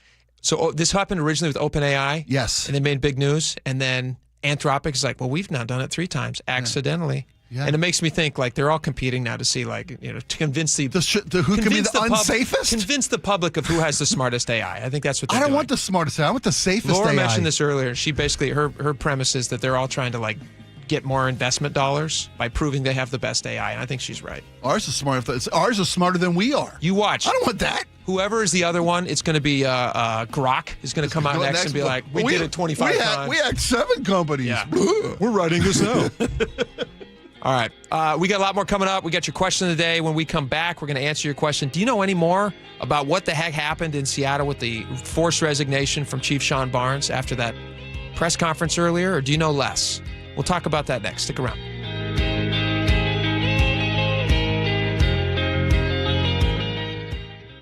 This hour is brought to you by Insulation Northwest. Dear Ursula, I have a group of friends who have bonded over... Hi, I'm Ursula Voitin from the G and Ursula Show, and I'm launching a new podcast called Ask Ursula. This is your space. Real life, real questions, whether it's about family, friendships, love, and yes, even the fun stuff like travel and finding your signature scent. Hit me up and ask your questions at mynorthwest.com/Ursula. I look forward to connecting with you. At mynorthwest.com and the G and Ursula YouTube channel.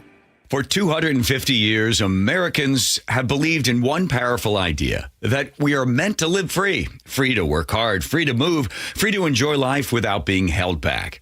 But if the natural effects of aging are slowing you down, it might be time to declare your independence from aging. John Curley here. Longevity Medical Clinic has been treating the undesirable effects of aging for nearly 30 years. They have more clinical experience with actual patient care than any longevity practice in the country. I've been a patient for 17 years. Wow, time flies when you got a lot of energy. I don't know where I'd be today without longevity. Longevity Medical Clinic was started so people can get back to living life on their own terms, walking, working, exercising, and enjoying the moments that matter most. This year, as we celebrate 250 years of American independence, take a stand for your own freedom. Get your free health analysis at Longevity Medical Clinic. Find out more at lmclinic.com. Everywhere you look, things are getting more expensive. But at Consumer Cellular, we're lowering the price for those 50 and up. Now you can get unlimited everything for just $35 a line. That's $35 a month for unlimited talk, text, and data. Switch to the carrier ranked #1 in network coverage and customer satisfaction and get unlimited everything for just $35 a month. Call 1-888-FREEDOM or visit Consumer Cellular online or in-store today. Price includes $5 credit for auto pay and e-billing. Taxes and fees apply. Data speeds reduced after 35 gigabytes. Rankings done by 2025 ACSI survey. You know what you can trust? The protection you get when you bundle home and auto insurance with Progressive. You know what you can't trust? Everything else, apparently. Like when you saw that article that said that thing you eat every day is a superfood and great for your gut health. But then 30 seconds later, a different article warns you to avoid it and it's taking years off your life. Well, which is it? Kind of a big difference there. Anyway, bundle home and auto insurance with Progressive for reliable coverage in a reliably unreliable world. Progressive Casualty Insurance Company affiliates and third-party insurers. Not available in all states or situations. And Doug. Hot dog! Get your hot dog! Customize and save with Liberty Mutual. Hey, what are you doing? I like your method. Direct. To the point. A little loud, but... Listen, people don't buy car insurance the same way they do hot dogs. Not yet, but both are customizable. Popcorn! Get your popcorn! Hey, this is a hot dog area. And customize and save area. Get a quote at libertymutual.com or with your local agent. Liberty, liberty, liberty, liberty. I know that hiring can be challenging. You need someone to match your role perfectly. Well, now you can meet them fast on ZipRecruiter. Build your team, build it sooner. Meet your match on ZipRecruiter. Just head to ZipRecruiter.com/free right now to try it for free. That's ZipRecruiter.com/free. Meet your match on ZipRecruiter. Try it free. Take me out to big trees. Take me to see the leaves. Privacy screens and evergreens. You already know they have thousands of trees. Big Trees for tree sales and transplants. Find Big Trees in Snohomish or BigTreeSupply.com. When you see this in your kitchen, The stainless steel fridge is covered in fingerprints. you hear this. Leslie, people are going to think you were raised in a barn or by wolves or raised in a barn by wolves. Fortunately, Wyman Stainless Steel 3-in-1 cleans, shines, and protects to give you the best shine. A spray and a wipe will have your fridge shining like a mirror. Wow, my fridge looks brand new. Your fridge looks amazing, Leslie. Sorry, I was being a little dramatic earlier. Your kitchen says a lot about you. Let it brag with Wyman. I know that hiring can be challenging. You need someone to match your role perfectly. Well, now you can meet them fast on ZipRecruiter. Build your team, build it sooner. Meet your match on ZipRecruiter. Just head to ZipRecruiter.com/free right now to try it for free. That's ZipRecruiter.com/free. Meet your match on ZipRecruiter. Try it free. Did you know that 4,000 women are diagnosed with breast cancer every year in Washington state? I'm Dr. Suzette Miranda with Northwest Hope and Healing. We provide financial support for breast and gynecologic cancer patients in our community. Join us at Life in Color, a summer brunch, auction, and fashion show on August 23rd at the Somme Hotel in Woodinville for an unforgettable afternoon of inspiration. Get your tickets now for Life in Color on August 23rd at nwhopeandhealing.org. That's nwhopeandhealing.org. Rev up your summer at LeMay, America's Car Museum. Explore the new British bike exhibition, professional level race simulators, and mark your calendar for Tacoma Cars and Coffee or family drive-in movie nights. Plan your visit now at americascarmuseum.org. Guys, your testosterone level impacts your energy, drive, weight, hair loss, and even ED. Revive Men's Health Seattle will check your T level for free. For your free T level check, exam, and consultation, call 206-529-1111 or visit revivemenshealth.com. KIRO News Radio 97.3 FM Northwest News. Now, the latest from KIRO News Radio and mynorthwest.com. Good afternoon. I'm Aaron Granillo. Seattle Mayor Katie Wilson further explaining her decision to ask for now former police chief Sean Barnes to resign. She says there were multiple factors. The events of Sunday certainly played into it, and I think we've discussed some of the gaps and lapses that happened. And again, my decision here is based on what I believe is going to be best for this department and for the city moving forward. She says her office is searching with urgency for a permanent police chief. In the meantime, police believe they are very close to finding the other suspects involved in Sunday's shooting at the Bight of Seattle. Interim Chief Andre Sales confirmed they are looking for multiple people. We are working diligently. We are working tirelessly to bring these people to justice. We're going to continue to do that as a police department. But at the same time, we want to make sure that we have it right. He says they will only release suspect descriptions once they are confident they've identified the right people. 19-year-old suspect died in the shooting while a 15-year-old boy faces assaults and gun charges. On the final day of trading in July, stocks rallied. The Dow gained 278, S&P 500 up 52, NASDAQ up 252. Shares of Amazon climbed 15% today after the company reported profits tripling over last year, thanks in large part to growth in cloud computing. CEO Andy Jassy says the AI boom is just getting started. We continue to be in the middle of some of the biggest inflections of our lifetime. And we're building multiple new long-term businesses that will make customers' lives better and easier. Amazon plans to pour $222 billion into infrastructure this year alone. Downtown Seattle hotels saw mixed results in June, driven by the FIFA World Cup.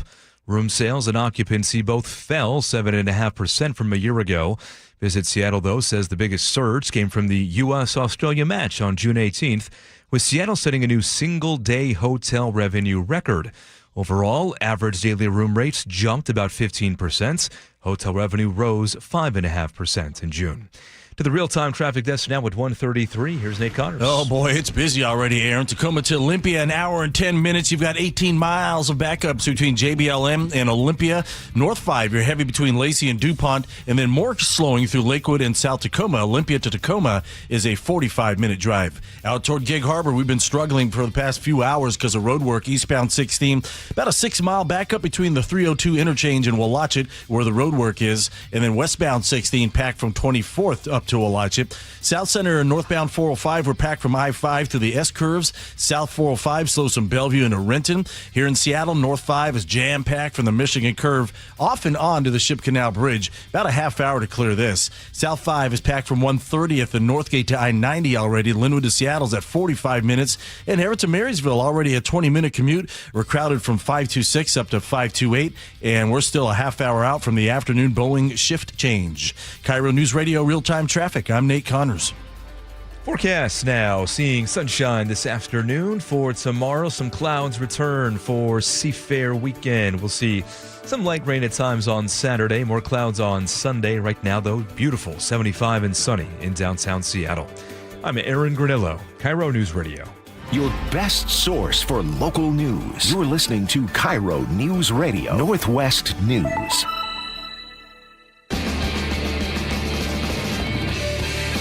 All right, welcome back to the show. We just got a really funny email from Sully Sullivan, Chris Sully Sullivan, who's trying actually to copyright that name. He says nobody else can be called Sully, only him. He just sent this out. Sound Transit, we're going to get to the question today in just a second, but Sound Transit has a timeline now for getting light rail to Ballard. What? Yeah, pretty exciting. Let me read you from this. Sound Transit announced today, this is so great. This is so great. Sound Transit announced today that the Ballard Light Rail extension could begin service to Market Street in Ballard by 2042. No, he must have wrote that back. He must have been 24, he meant, right? What year is it right now? 26. 26. By 2042. I ask you, will there even be a Ballard in 2042? Great question. Is anything guaranteed? Nothing's guaranteed. You know who certainly won't be around? Sadly, Jimothy. Oh.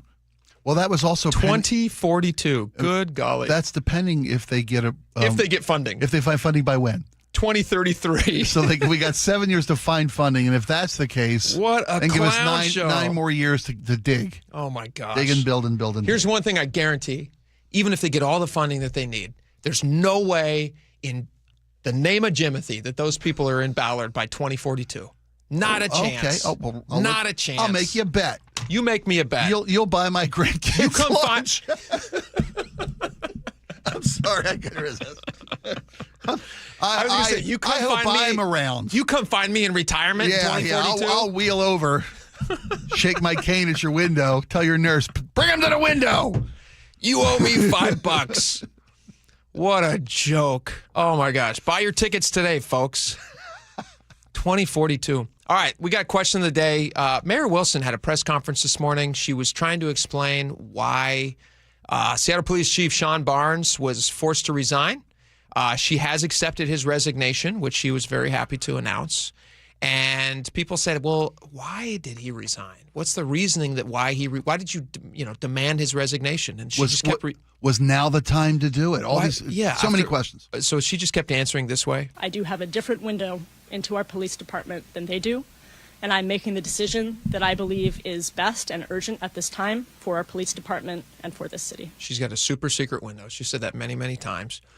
Really didn't give anything concrete, though, as to why now? Why now? When pressed repeatedly by the reporters on site, by numerous reporters on site. We have some of that. This is from I believe this is from Heather Bosch. I learned at 9:40 p.m., 5 minutes before 9:45, that a press conference was being planned at Seattle Center. At that time, if I had known. Wait a minute. I'm going to go back to that real fast. I'm going to listen to her say that one more time. I learned at 9:40 p.m., 5 minutes before 9:45, that a press conference was being planned at Seattle Center. Okay, 5 minutes before. Did she not send a text message to Governor Ferguson at 7:41 p.m.? Did we not have record of that Governor Ferguson released to the public through a public information request from the Center Square's Carlene Johnson, I believe? Yeah. And in the picture, and that was at shows a timestamp at 7:41 p.m. We're putting together a press conference. Right. So how did she not know from her own text? I'm sorry, does she not have a window into her own thoughts? She should have read that. It's right on your phone. I'm going to play that one more time. That can be a window. Spike, while I'm playing this, find that picture somewhere and you can read it directly to the and the timestamp. I learned at 9:40 p.m., 5 minutes before 9:45, that a press conference was being planned at Seattle Center. At that time, if I had known that next to no information, apart from my own office's blog post, had been shared with the public since the time of the incident at 6 p.m., I would have immediately said, yes, tell the press everything you know. Let me real quick, I'm going to pause it. I have the picture in front of me. 7:41 p.m. This is a picture that was shared with reporters by Governor Bob Ferguson. Katie Wilson to Bob Ferguson, text message, quote, "We are pulling together a conference call now and most likely a public conference later tonight." That's at 7:41 p.m. Okay. He says, I can be there by 9 p.m. Please call. She does not respond. Talking about 7:45 to 8 p.m. Yeah, in that, absolutely no direction from my office not to share information. You had no communication from your office to anybody at SPD at that time. We had communication, but we were not directing anyone to not share information. How did you not know that no information was coming out for $5? How did you not know? Did you not turn on the TV? Did you not look at an app on your phone and no one in your I was not watching the TV that evening. Did no one in your administration knew that no information was going out to the public about a mass shooting that happened at the Seattle Center? No one knew. The reason why we put out a statement on our website around 8:45 p.m. is because at that point we did realize that nothing was getting out there, and we knew that the public was desperate for information. So we put out a statement with the best information we had at that time from SPD, which, as everyone knows, included some misinformation about the number of suspects who had been taken into custody. Ay, ay, ay. Ay, ay, ay. Anyway, you guys had a lot of opinions on this. The question was, did you learn anything new from Mayor Wilson's press conference? Josh in Auburn says, I think she took a page from the Fauci playbook. Y'all played in a clip recently. Under advice of counsel, I plead the fifth. She was a broken record. She'd have been smarter to say that than the she stuff should have she did said say. that. Yeah. Oh my gosh, that would have been very interesting. You gave Mayor Wilson a high grade for her performative, not so much for content, not for substance, but yeah, but just for performative presentation. Mike and Kent says Wilson's bar is pretty low. I'll give it a grade C-. Well, Mike, you're a tougher grader than I am. Yeah. Mark in Seattle says she signed an NDA and can't say anything about why he left. That may or may not be the case. She may be required legally to not say why he left. With regard to terms of any kind of a settlement, those are often kept private. That's understandable. Well, there I would challenge whether or not they're even legally allowed to do that. That's city money. She may be able to withhold specifically things that she listed to him as the reason. Okay. But I don't think you should be able to do that personally. He's a public official. Paid for with our money, Paid you're for right. with people's money, public dollars. And she's now saying, well, all of those conversations are going to remain privileged, and you don't get to know any of those things. Only I, as a city executive, get to know those things. Donnell in West Seattle says she didn't know about the shooting because she wasn't watching television. Doesn't she answer her phone? Surely someone in her administration was trying to get a hold of her. And she didn't say she didn't know about the shooting. What she said was she was unaware that the emergency alert system hadn't been activated. And that's where she says the miscommunication came in, because they were talking about a press conference, scheduling a press conference, and allegedly waiting for dignitaries to arrive to have them on site. And she says that's different than knowing that no alert had been sent. She said, if I had known that no one had been informed what was going on in an unsafe situation, I would have immediately insisted that the police department notify the public. Layla says, if she didn't know anything until 9:45, why are you even mayor? They told you that there was a shooting and you just totally ignored it? You may have employees working for you, but as mayor, you are working for people of Seattle, and you have to answer every question. Honestly, we are your boss. It's a good point, Layla. 253 says G. Scott shared on his show that Chief Barnes did not know anything about the possibility being fired or being asked to resign until G himself told Chief, and that was at that would have been on Wednesday. The texter here says yesterday afternoon, but that was regard to Wednesday they were talking about, when the chief was allegedly asked to be resigned. There was that's when the chief left the vigil at the center for a scheduled 7:30 meeting with the mayor. Gotcha. G. Scott says someone inside told him that she's going to ask for your resignation. 206, the former chief will sue the city for the forced resignation. It will cost taxpayer money. He was the scapegoat, and again proves Wilson has no clue what she is doing. I will say this. I don't know how they finagled a resignation versus a firing. A firing would have looked bad on his record. Obviously, he's going to want a future job, and it's much easier with a resignation than a firing. I will say that. But he didn't walk away with nothing. So I don't know if there's going to be a lawsuit going forward. I imagine that was part of his agreement to officially Well, resign. you're not going to give that a bucket of money unless he agrees not to hold the city, come after you later with a lawsuit. I think that's usually part of any settlement agreement. Something, but I'm sure they paid him out. I would still like to know how much the city paid him. I think that would be interesting. Well, Bruce in Capitol Hill says, do we have a description of the shooter that's still on the loose? I'd like to know that. Yeah, I'm that with you, would be Bruce. good information. Absolutely. All right, we got a lot more coming up. Stick around. When we get back, well, it's just going to be a mystery, too. You're going to have to find out when we get back. Oh, feeding time. No, it's feeding time. Oh, no, it's a mystery until then. Okay. Tell you what my feed looks like. He'll tell you what his feed looks like. I'll tell you my feed, too. Yeah. Stick around. We'll be back.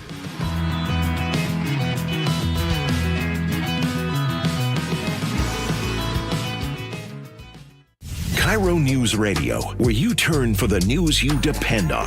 A political shakeup for Democrats that represent Seattle. Traffic. Right now, Auburn to Renton at 25 minutes. That's a good 10-minute delay. Conversation. 3 people on the floor can't cover 20 aisles of plexiglass. They're doing their best. It just doesn't work. And your Super Bowl champion Seahawks. And the party begins. Broadcasting live from the KIRO News Radio YouTube channel. KIRO News Radio 97.3 FM. What if you could have the most reliable fiber-powered Wi-Fi? And get this, what if you could keep it at the same price for 5 years guaranteed? Now through August 24th, new Xfinity customers can get our best price on gig Wi-Fi this summer before it disappears. Just $50 a month for 5 years. No annual contracts, no hidden fees, and our best equipment included. Plus, get online in minutes with same-day Wi-Fi. It's Wi-Fi that finds and fixes problems before you even notice them. Like super intelligent Wi-Fi with a 6th sense. Plus, it keeps you protected from online threats. And get Peacock Premium included for 2 years. Lock in your price and unlock the possibilities. Get it now at Xfinity.com. Xfinity. Imagine that. Restrictions apply. Requires paperless billing and autopay with stored bank account. Taxes and fees extra. Speeds vary. Use of fiber coaxial cable. Learn more at Xfinity.com/same-day Wi-Fi.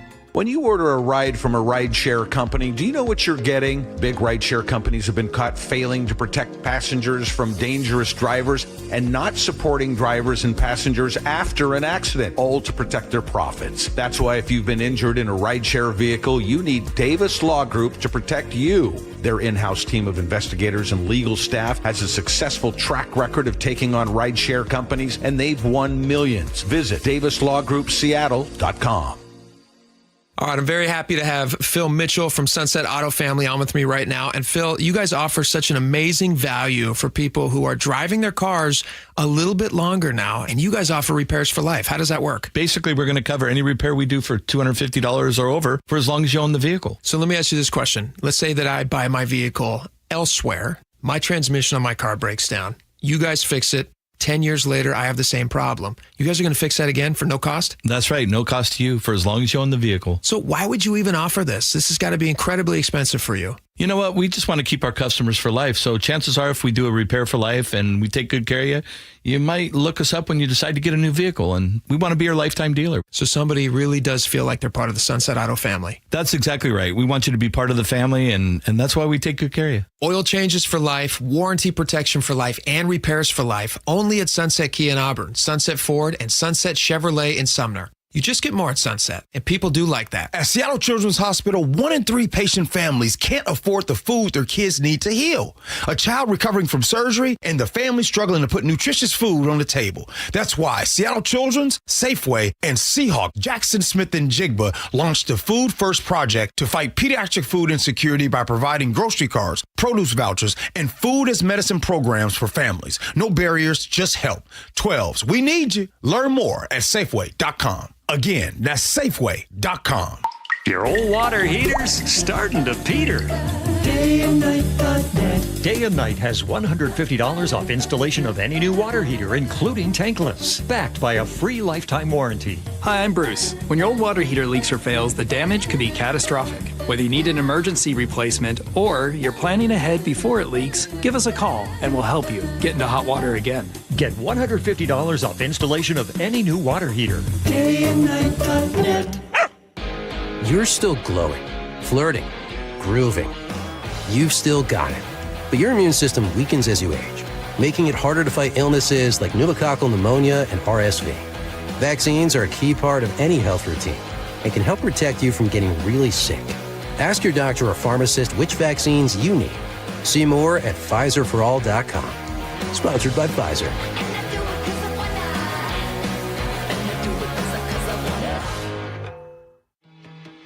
Whether it's help with hormone therapy, weight management, or sexual health, every woman should have access to affordable prescription medication and personalized care that understands the whole woman. Join me, Dr. Doug Lucas, clinical lead of hormone optimization and longevity at LifeMD, along with other leading experts on the podcast, Here's Something Good on Women's Health and Longevity. To learn more, go to lifemd.com.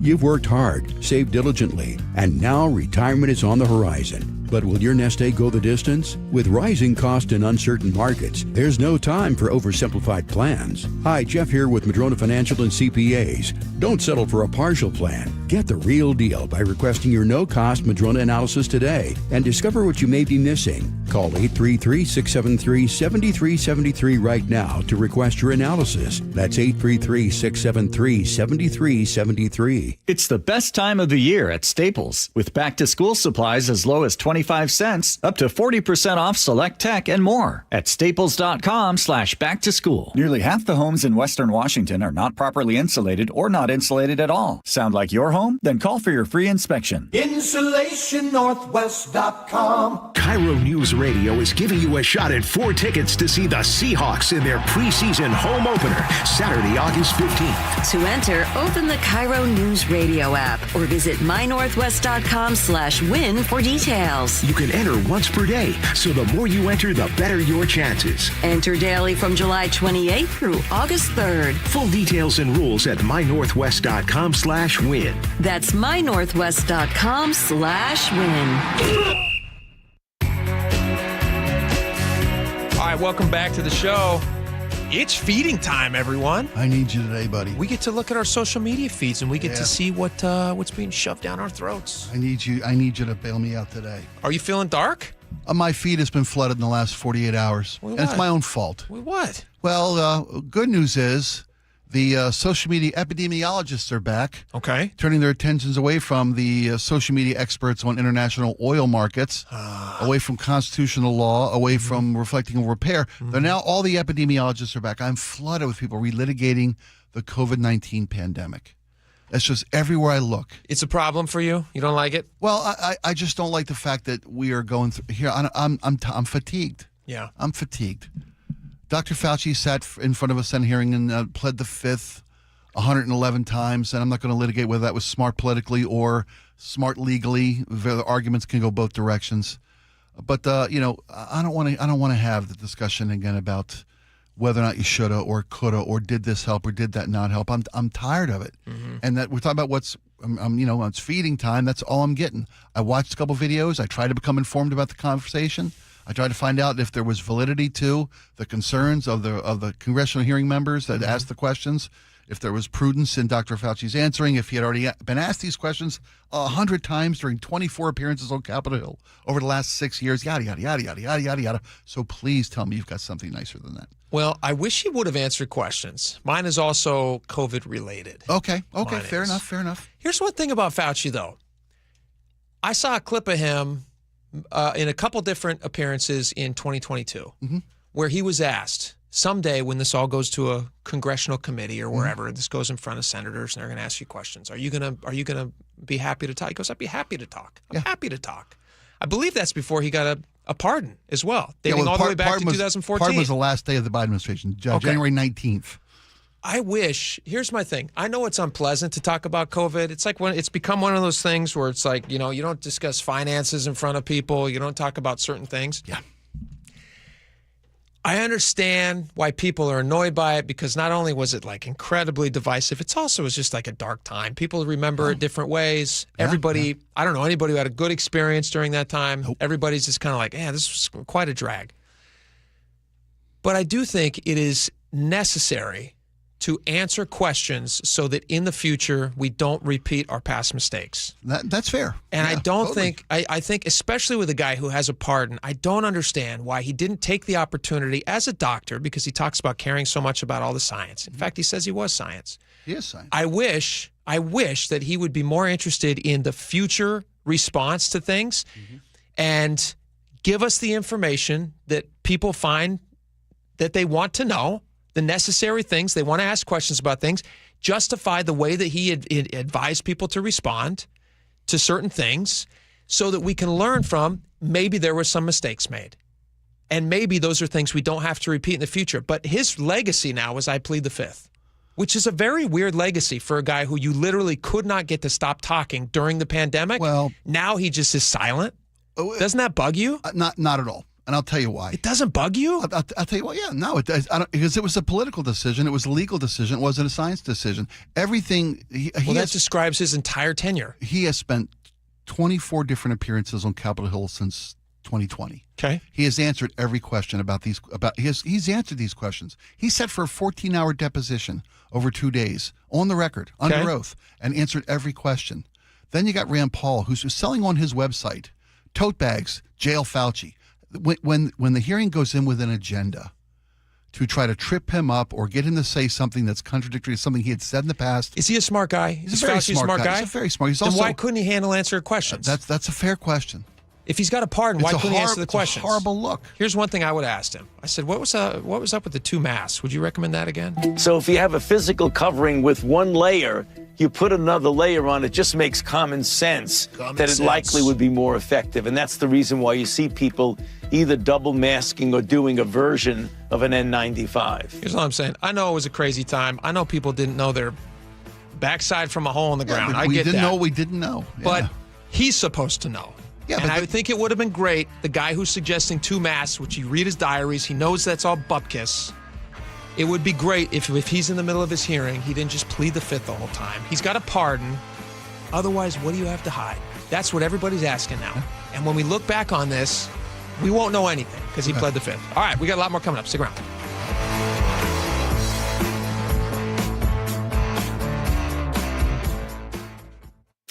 KIRO News Radio, where you hear the John Curley Show, 3 to 7. If 20 people were asked to choose toppings for a pizza, and the majority were not asked to pay for any of the toppings, they would probably choose, the majority would, the most delicious and therefore the most expensive. Government should list the price of the toppings and everybody should pay something. We are ruled by the ignorant, elected by the ignorant, and that is the case. Watch live or later on the John Curley Show's YouTube channel.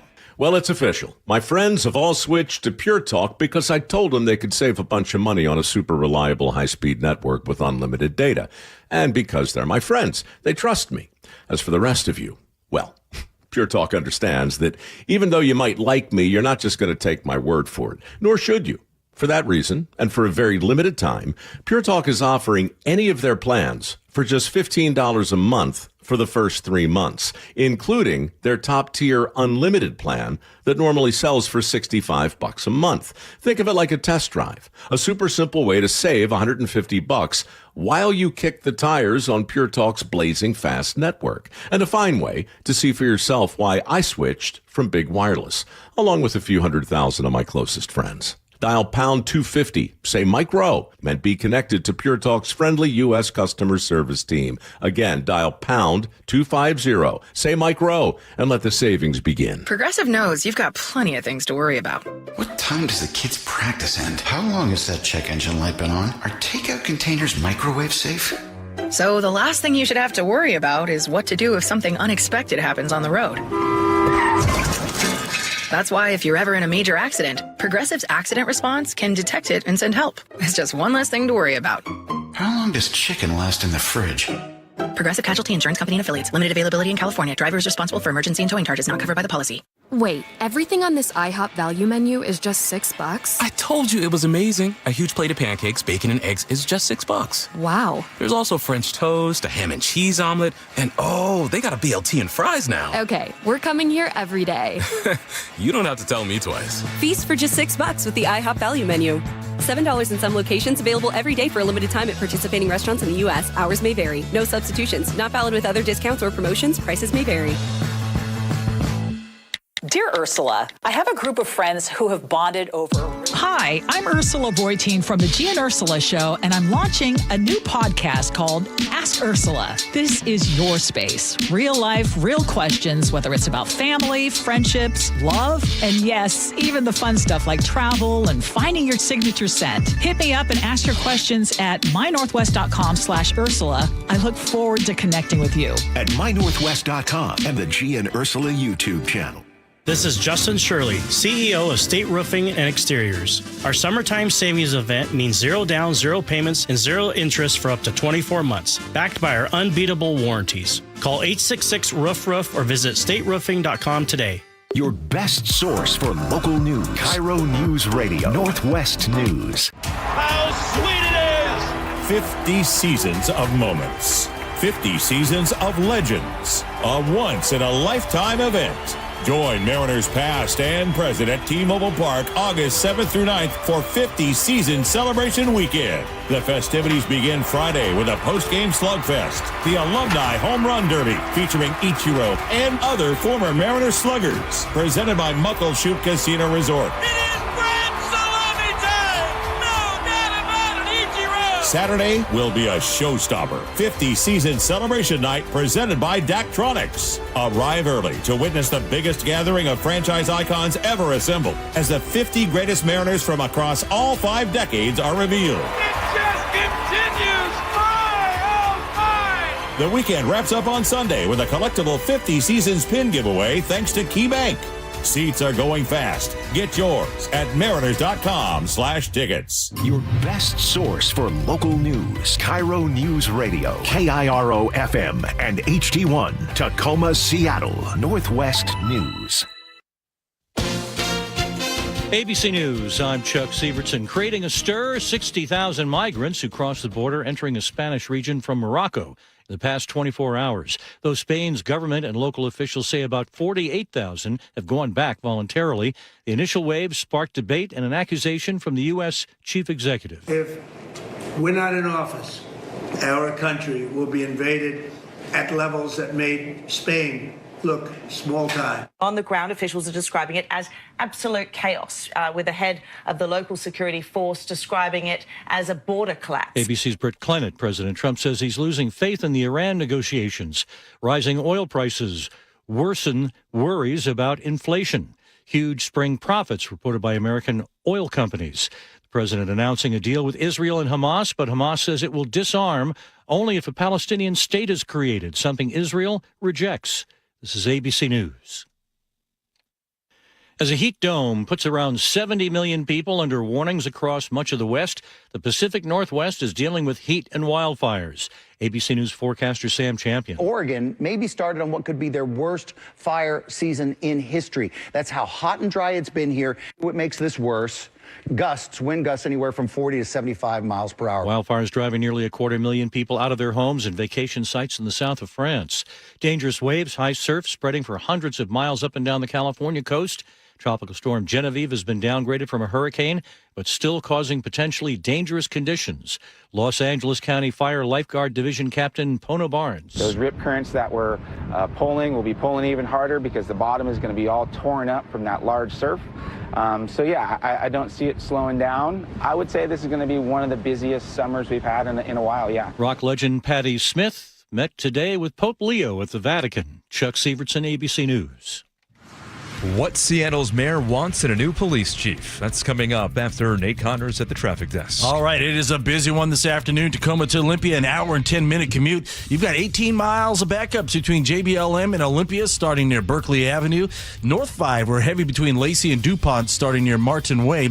And then more crowding between Lakewood up to about the South Tacoma Mall there. Olympia to Tacoma, a 45-minute drive. Now, Gig Harbor, eastbound 16, slowly improving. We're bumper to bumper still, though, from Purdy Drive down to Alachit due to road work, and westbound 16 is packed coming off the Narrows Bridge up to Alachit, and now Purdy Drive is bumper to bumper leaving westbound 16 all the way out to the Purdy Spit. I will say the backups look to appear to be thinning out on 16, so maybe this road work just wrapped up.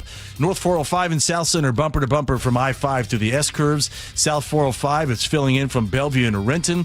Here in Seattle, North 5 bumper to bumper from the Michigan Curve in the downtown, and again at the Ship Canal Bridge. about a half hour to get through this. And South 5, we're packed from 130th all the way to I-90, Linwood to Seattle, a 40-minute drive. KIRO News Radio, real-time traffic. I'm Nate Connors. KIRO News Radio, 97.3 FM, Northwest News. Now, the latest from KIRO News Radio and mynorthwest.com. Good afternoon. I'm Aaron Granillo. The search now on for a permanent police chief in Seattle after Mayor Katie Wilson accepted the resignation of Sean Barnes.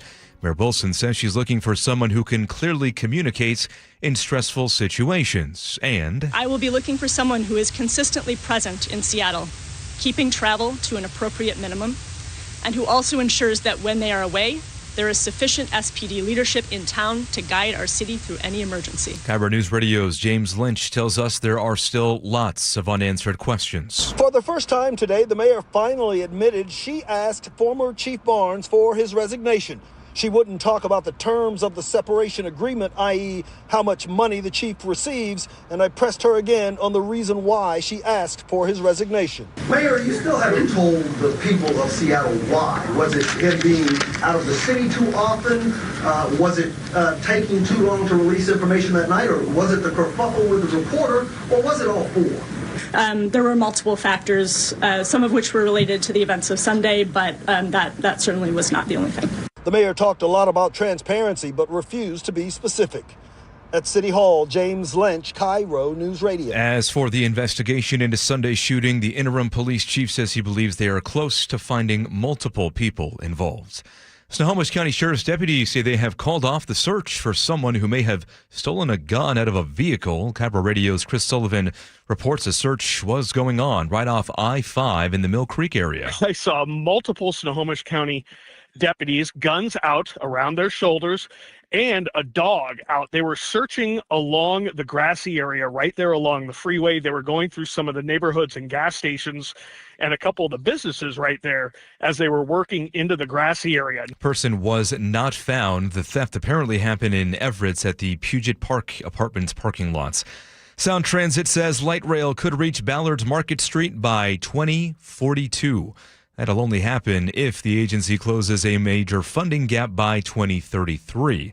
Board says it needs about $1 billion in cost savings or new financial capacity by 2030 just to start buying property for that extension. To your forecast now, sunshine this afternoon for the weekend. Some clouds roll through, possibly some light rain for tomorrow still in the forecast, and then mostly cloudy on Sunday. Right now, 75 degrees in downtown Seattle. I'm Aaron Granillo, KIRO News Radio.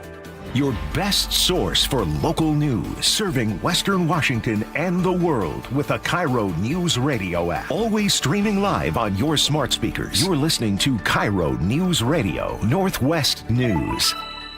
And now, it's time for the Jake and Spike Show on KIRO News Radio. With your hosts, Jake Skorheim and Spike O'Neill. Welcome back to the show. 2 hours down, one final hour to go before this beautiful weekend, Seafair weekend.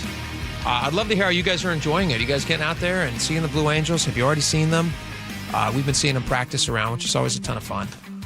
Hit us up on the Muckleshoot Casino Resort text line, 888-973-5476. You can also get your text messages in for last call, which is at the end of this hour. Your last chance to, make your opinion heard on some of the stories today, which we got a bunch.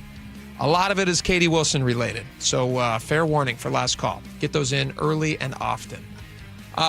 When we look back on this week, the predominant story is obviously all of the post mass gang shooting at Bite of Seattle. Unfortunately, it's less about the actual incident and more about the city's response to the incident.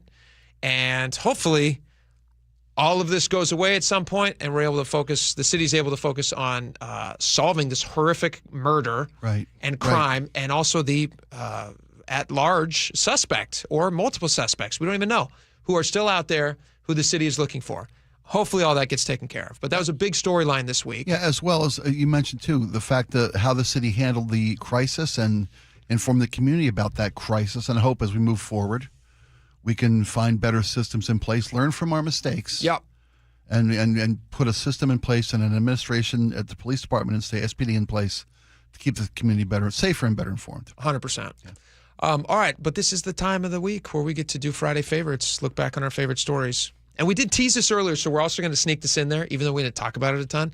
But just a little bit ago, you were mentioning the Mondami grocery store stuff. Yeah. And then I wanted to respond to that. He's a popular guy. He's a popular guy to some. To some, sure. Well, nobody's hitting all chords with everybody. We'll talk about that in just a little bit. Laura, do you have a Friday favorite that you would like to introduce? Yeah, I do. It might be kind of a bummer, so I apologize in advance for bringing the mood down Whatever, on Friday. do it. But this week, Savannah Guthrie released another Instagram video about her mother. And that is a bummer. Can you believe it's been 6 months? No. And we don't know anything. I know. Anything. We have no more information than we did in the first maybe 2 weeks. Do you have audio of that? I do. Yeah, Let's I play have a little bit and of then her. we can talk about it because there's some strange stuff about this. I'm coming on today with a very specific message. It has been months since our mom was taken from us. Our family is in agony. We are in a nightmare that will not end. Nothing about our situation has changed. We have done our part, and we will never stop looking for her. We will always ache for her and feel that hole in our hearts. The world can be a cruel and unforgiving place, and I know that you have tried to do things the right way. So I'm asking you, begging you, to do the right thing now. Make the right choice. Help us find her. Tell us where to look for her. I truly believe it is never too late to do the right thing. Help us bring this situation to an end. For all of us, no matter where we've been and what we've done, I believe there is always a way home. Please make the right choice. So that was, it sounds like she's making the appeal to whoever is responsible for her mother's disappearance there. Is she saying, do the right thing, it's never too late? Yeah. Here's the crazy thing about that. It's wild that it's been 6 months because that's such like a timestamp. It just feels like yesterday. Time goes so fast. When we were initially watching it, I remember in the days following her mom's disappearance where they were showing up at people's houses who were people of interest. They weren't officially suspects, but they were persons of interest. Mm-hmm. It was like breaking news, all the news stations, live coverage outside of some rando person's home in Arizona where her mom went missing. And then for hours, there would just be speculation. Who is this person? What's happening? Everything catch this person. And then a couple of days later, they get the footage from the front doorbell. Right. And you see just like little weird things about some guy who walked up. He's got a mask. It looks like he's holding a gun on the outside of his trousers. He takes like some shrubbery from the ground and he shoves it in front of the camera to try to obfuscate the view. And obviously it's like not very well planned. And you're kind of thinking like, well, how is it possible that somebody who's so haphazardly going in could have evaded police for so long? Especially given the fact that with that doorbell video that they released, again, just a few days after the incident first happened. Yeah. They know how tall the guy is. Yeah. They know what his shoe size because the tile on the porch they can measure. Sure. And they've got such a description of this, alleged abductor. It's amazing that nothing has happened. Today they released the ransom notes in Pima County. The first two versions with redactions of the original ransom notes were just released today. And the thing is, you just assume because they had the federal government step in, they had everybody step in. Every resource possibly Every available. resource, wall-to-wall coverage on all the major news stations, and they're all talking to the smartest people who have ever investigated anything, and yet still, silence. Just nothing. And how is it possible that after 6 months, they still know nothing? It just, I can't even, if you had told me at the time, hey, in 6 months, they're going to know as much as they do right now, which is nothing. I would have taken any bet that they were going to have that thing solved, that somebody would have come forward, and still, it doesn't make me feel super confident in whatever investigation process took place that they just never came up with anything. Yeah. There's no license plate readers. I mean, you just assume, and maybe I should, not be surprised after what just happened in Seattle, but like you just assume that there are people capturing these things on cameras. Yeah, their eyes are everywhere. And to the point of Laura's choices, the Guthrie family asking for, just do the right thing, let us bring our mother home so we can have closure in this. Yeah. And we talked about it earlier in the week when that video was first released, I think it's a plea that's going to fall on deaf ears, because that the perpetrator, who, to your point, after 6 months, we don't know a thing. You give a tip to the family, you give them any information, you subject yourself possibly to giving up evidence that leads to you. And it's a sad that I think they're never going to. Well, I think that's why we keep seeing these videos from her. I feel like they pulse out on a semi-regular schedule, and I think it's to hope like that's the last piece they have of it, is that someone involved in this has a guilty enough conscience that's going to eat them alive eventually as time passes, yeah. and eventually they'll crack. And a way to maybe widen that crack Yeah. is these really heartfelt personal pleas. It's like Yep. they say when you're trying to negotiate with somebody like this, you always see them using the person's name because you're trying to like humanize the person that was taken, who they may see as just an object, but you're like, please, my mother Nancy, or whatever it is, so that it makes them feel like these are real people. And yeah, that's probably what she's doing. She's trying to make an emotional connection. That would be so hard to do. Somebody who's responsible for your mother's, disappearance and death, to try to sit there to make an emotional connection with them. Obviously, they can't be like a mentally healthy person who would go in and do something like this. Right. I just feel bad that she has to keep putting these videos out. But you can't stop either. How do you stop? have If to it's your try. only tool, you have to try, but it's just like awful to watch them. And anyway, sorry, bummer of a Friday. It's not really a favorite, but But it is just a weird time fascinating. capsule. It and is fascinating. I think the thing that caught my eye is I cannot believe that it's already been 6 months since this happened, and far from a perfect crime. So let's really hope that justice is served here. That's the part too. One of the things that I was assuming would happen is that somebody in the person's life who's responsible, person or persons, they don't know, if they are doing something out of the ordinary, like, for instance, moving abruptly out of state, somebody in their sphere of influence might take notice of that. And since nobody has done that and taken notice, there's like $1 million reward out there, isn't there, for this, for the information that leads to? Yeah, still out there. There's a big reward. I don't know if it's. I think it's. I don't think you put a time stamp on something or a time limit on something like that when there's no closure for the family and no evidence of. Which makes me think that whoever is responsible for this, they're still there. Yeah. They haven't done anything, at least to draw the attention or to pop their head up or anybody else noticed. Which makes me think it's like, it must have been so random of a break-in that just went south that, nobody, you can't account for it because it's just such a random thing. Anyway, crazy story, whatever. Let's move along. It's dark and depressing. It's Friday. What do you got? I hate to say this. Yours is uplifting. Give me an uplifting. Okay, I'll give you an uplifting. Never give up on your dreams. And Andrew, if you would.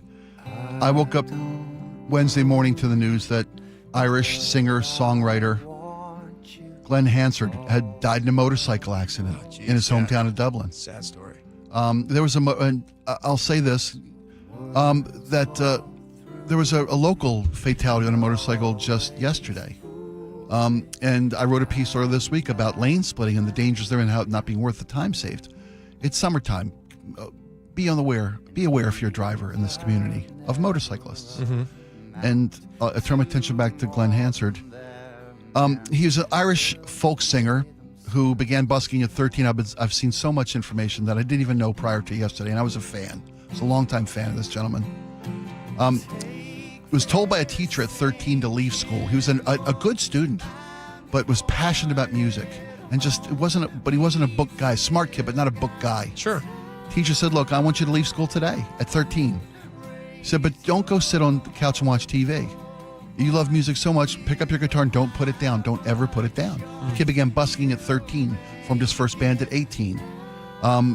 Eventually was starred in this movie called Once, a low-budget $100,000 movie filmed on 2 hand cameras. You say it's great. I haven't watched it yet, It's a phenomenal but movie. It's a love story. It's a small independent film out of Dublin, and he wrote this particular song called Falling Slowly. And it won the Oscar in 2008 and changed the man's life. It's a beautiful song. I've seen video of him performing with The Who, with Bruce Springsteen. Eddie Vedder was a dear friend of Glenn Hansard. There's videos of Eddie Vedder singing the harmony parts on this song with Glenn Hansard over multiple shows over multiple years. The film is about a guy who had given up on his dream of recording his songs and being a musician, and he finds a woman who he gets wants to be romantic with, but she's more. Just, hey, let's make your record. It's a flame and a relationship is nothing as important as your dream. Yeah. So that was I wanted to bring this back to this. What hit me this week was that here's a guy who worked his whole life to do what he loved and never gave up on following his dream, and made a movie about following your dream.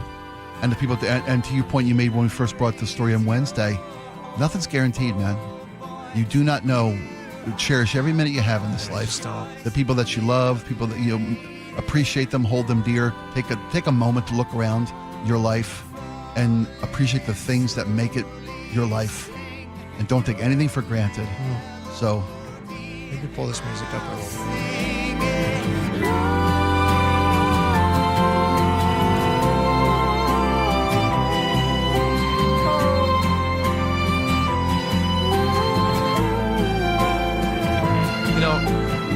That's actually quite an uplifting story. It's a very sad end to his life, and it's a tragic, shocking way to go. But the message you just delivered is what can uplift people. And this musician from Dublin, every Christmas he would busk on the same streets he busked at when he was 13 on Grafton Street, and crowds of like tens of thousands of people would show up every Christmas Eve, and he'd busk for charity to help support the homeless Because he got famous at that point. Yes, he got famous. Oh, that's cool. And so everybody would come and busk with him. The folks from U2 and every star. I'm gonna watch some of these. Yeah.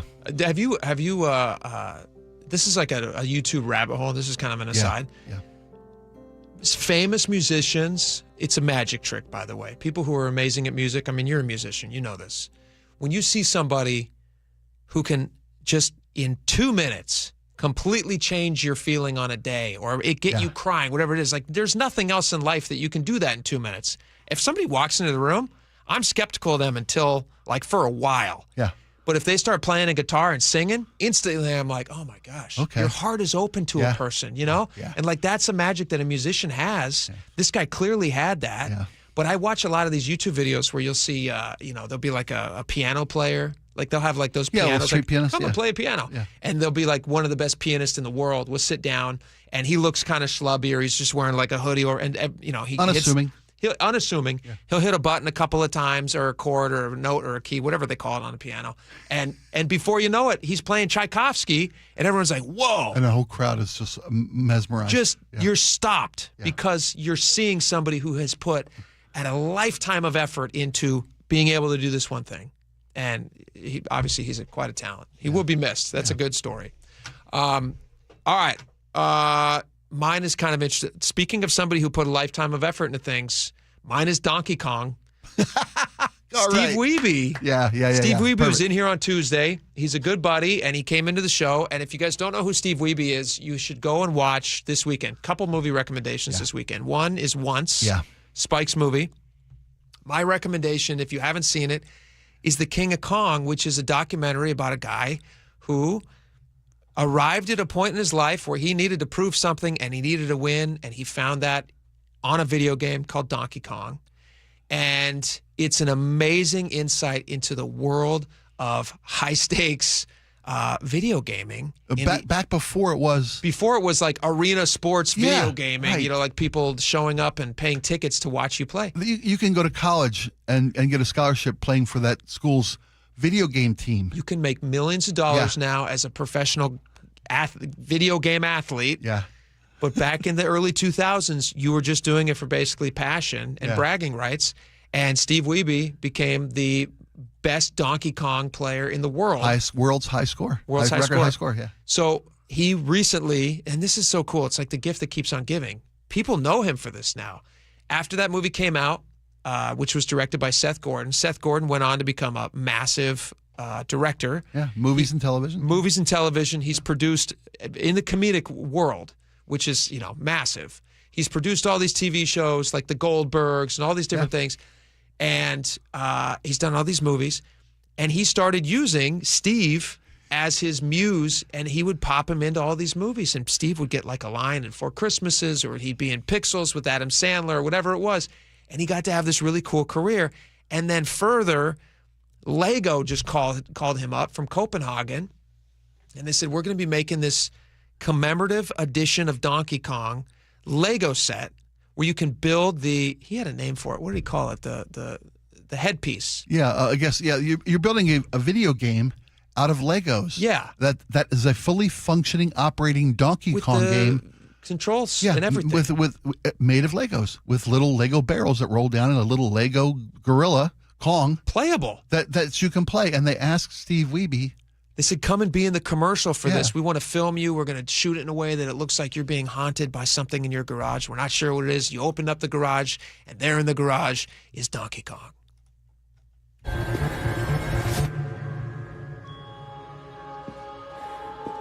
Slowly realizing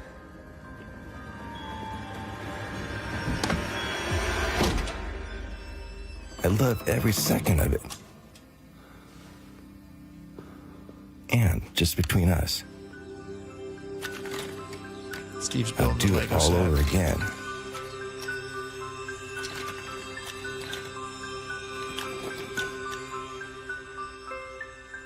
And then it shows the video game fully completed. It's a Lego set. It's a really cool thing. Millions and millions of people went and watched this like overnight. Just millions of new people discovering Steve. And he got to fly to Copenhagen and shoot the commercial. And it's just really cool because this is a local math teacher in Washington who is worldwide famous for something he got really good at doing in college. Something he loved. Yeah, doing something he loved. Yeah, it's pretty cool. He became the best at it. He became the best. I pre-ordered mine. You did? Yeah. You got the set? It ships tomorrow. You got to get Steve to sign it. Yeah, he'll sign it. I'm so excited.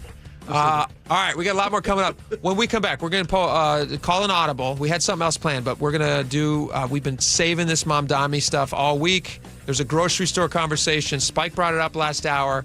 I'd love for us to get into it just a little bit more because it's Friday and it's fun. We're going to play Mom Donnie talking about it, and then we'll hash it out when we come back. It'll be a lot of fun. Stick around.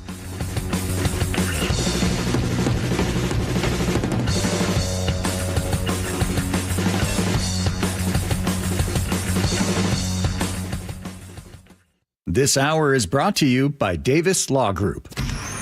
Choke Points with Chris Sullivan. With Choke Points, we try to answer listeners' questions. It can be as simple as a neighborhood stop sign, or it can be as big as the budget for transportation. I don't care. I'll find the answer for you. It's really easy to get a hold of me at mynorthwest.com. We have a direct link there that gets right to me. You can also do it in the app. You can hit me up on the text line. Choke Points, presented by Carter Subaru. Tuesdays and Thursdays on KIRO Newsradio 97.3 FM. How sweet it is! 50 seasons of moments. 50 seasons of legends. A once-in-a-lifetime event. Join Mariners past and present at T-Mobile Park August 7th through 9th for 50 Season Celebration Weekend. The festivities begin Friday with a post-game slugfest, the Alumni Home Run Derby featuring Ichiro and other former Mariners sluggers, presented by Muckleshoot Casino Resort.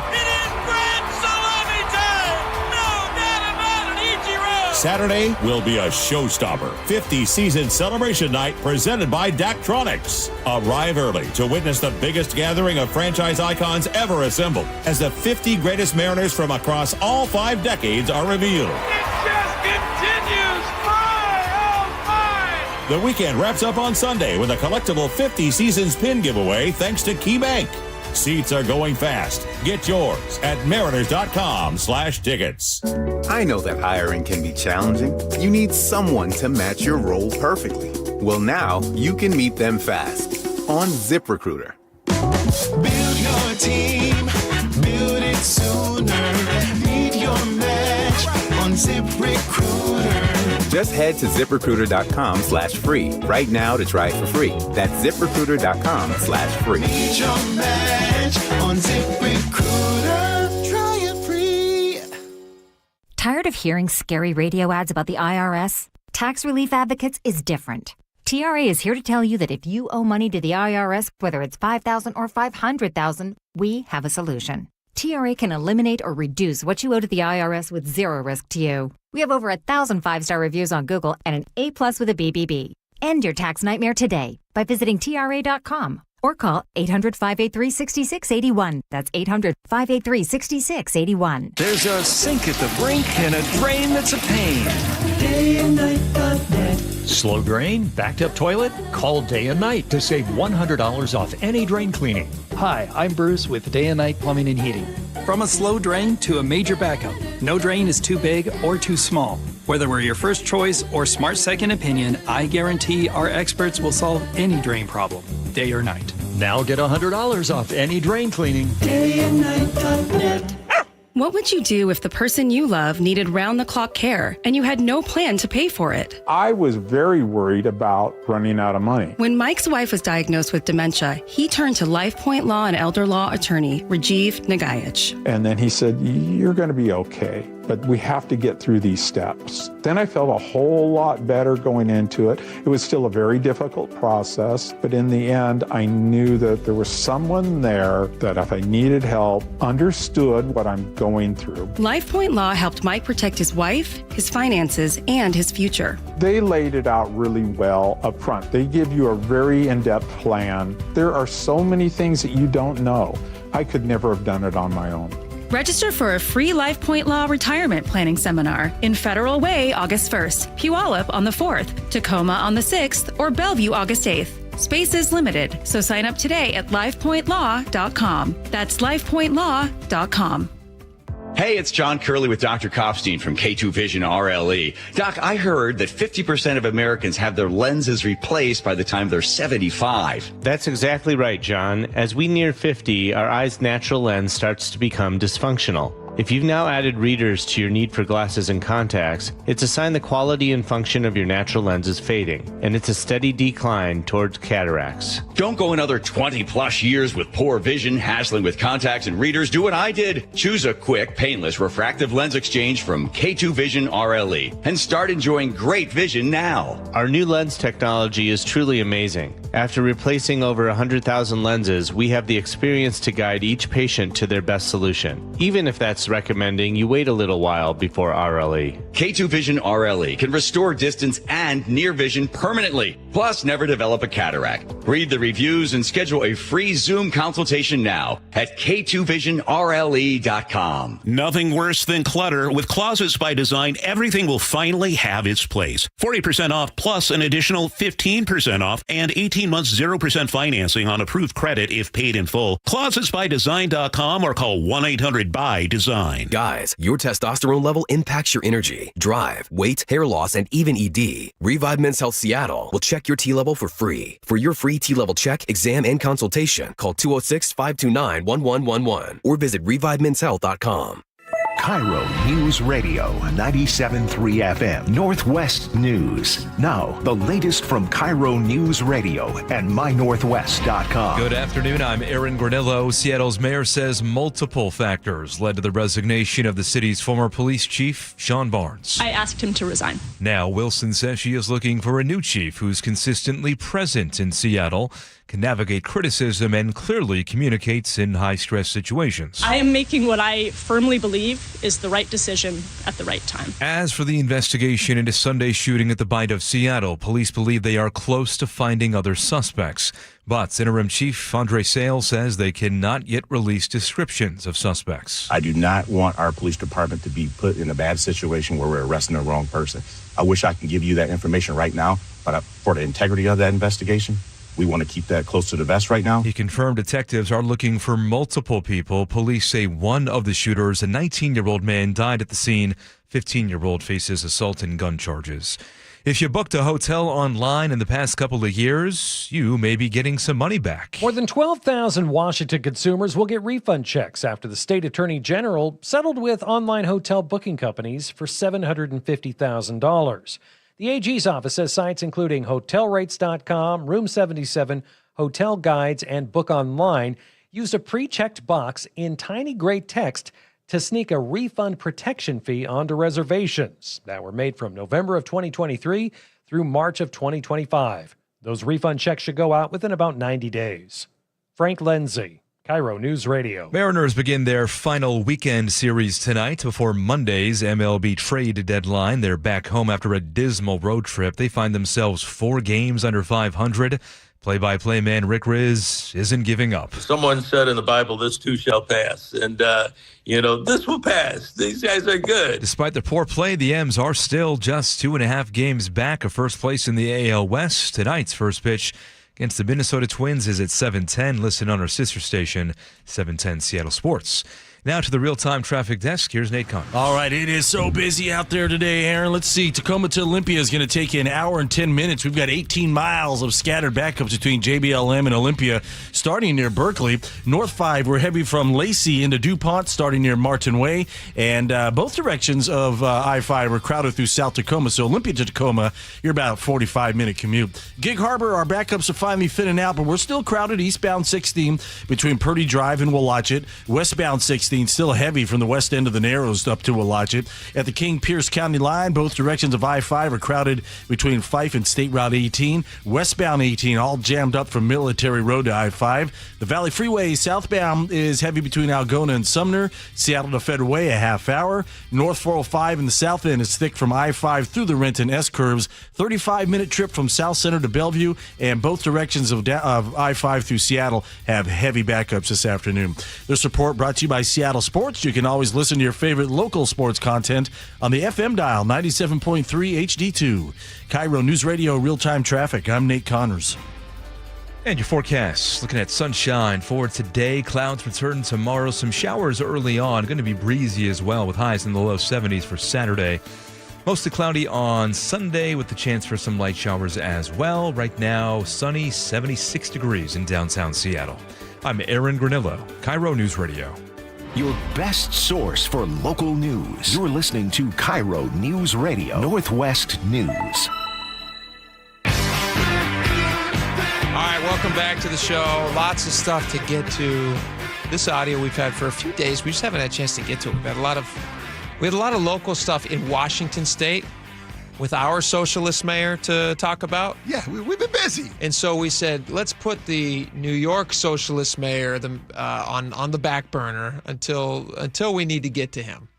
So I'm trying to remember what it was last hour that we were discussing that led to. You referenced something about grocery stores in Mamdani. Yeah, well, you had... Oh, because the application thing. The food delivery apps. Yeah, the food delivery. We talked about Mayor Mamdani speaking up for the gig workers in New York City because app-based food deliveries have a built-in tip that's hidden from people, and it is costing gig drivers money because they would make more in people just wanting to tip you as opposed to not being offered a tip option and getting just 10% behind the scenes. Well, the tip is built into the service. But only at 10%. And you have to find the button. It's not necessarily right in the middle of the screen saying, do you want to tip more? So Mamdani's saying, like, I'm going to inject myself into this private business, and I'm going to make sure that this tip button is as big as you can get it.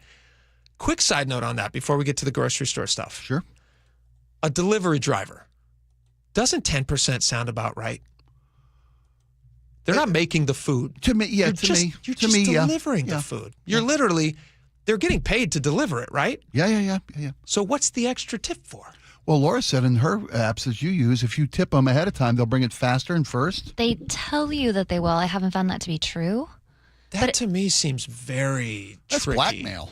It's honestly kind of hard to navigate away from tipping 10%.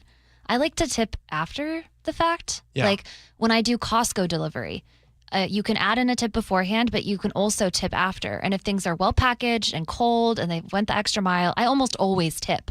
But I like that I've seen the service. The result of the service. Right? Yeah. Before I make a decision about, because honestly, if they do a really good job and I just threw $1 in there at the top and then I don't have a chance to add.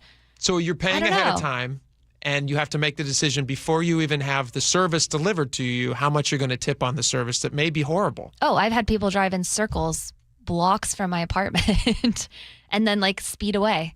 That's insane. Yeah. And you've already tipped them. Yeah, exactly. See, this Where's whole the thing. incentive? This whole thing. You're right. The tipping is the incentive for a service done well. But when the whole service is just to deliver, I don't understand what the extra tip part of it is. It's not like they're sitting back there like making an extra good sandwich or checking on your water glass every 10 seconds or not checking on your water glass. Yeah. You know what I mean? No, yeah. The tip part of it just. A job being done well. Yeah. Being contingent on getting a tip.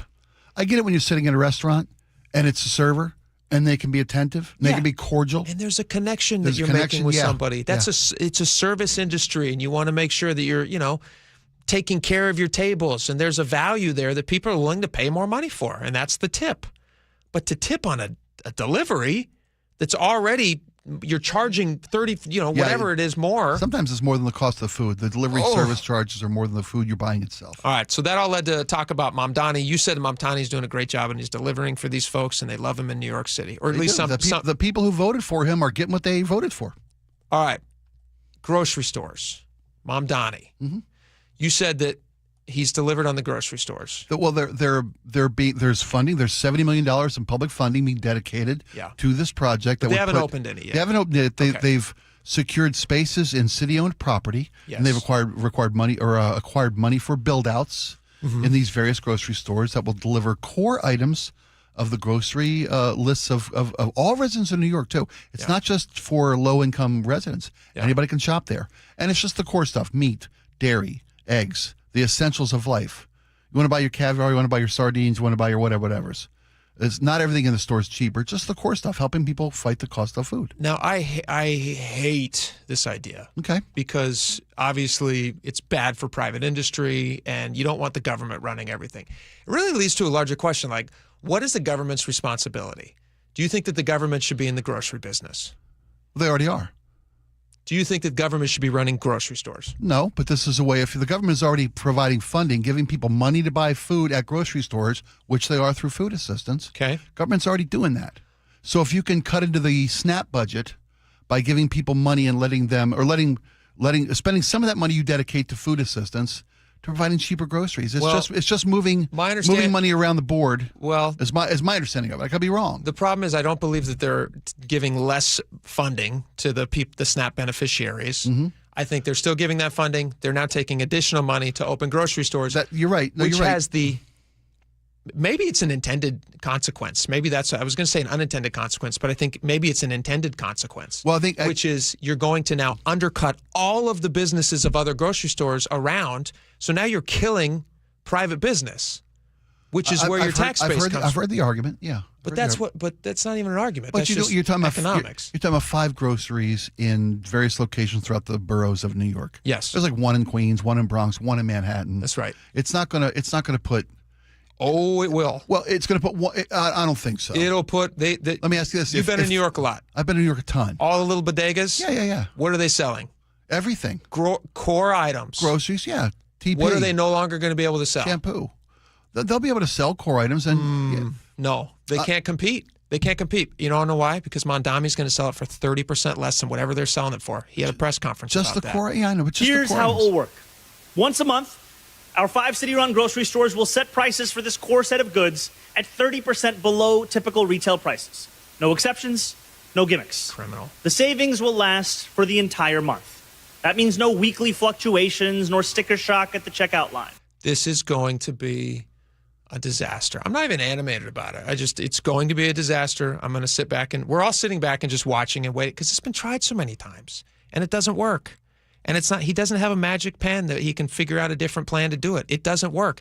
And it's going to kill local businesses. And the local businesses nearby, they've recognized this. The Multicultural Business Coalition, the MBC board, they voted to file a lawsuit against the city for these taxpayer-funded grocery stores because they say specifically, you're going to kill our businesses.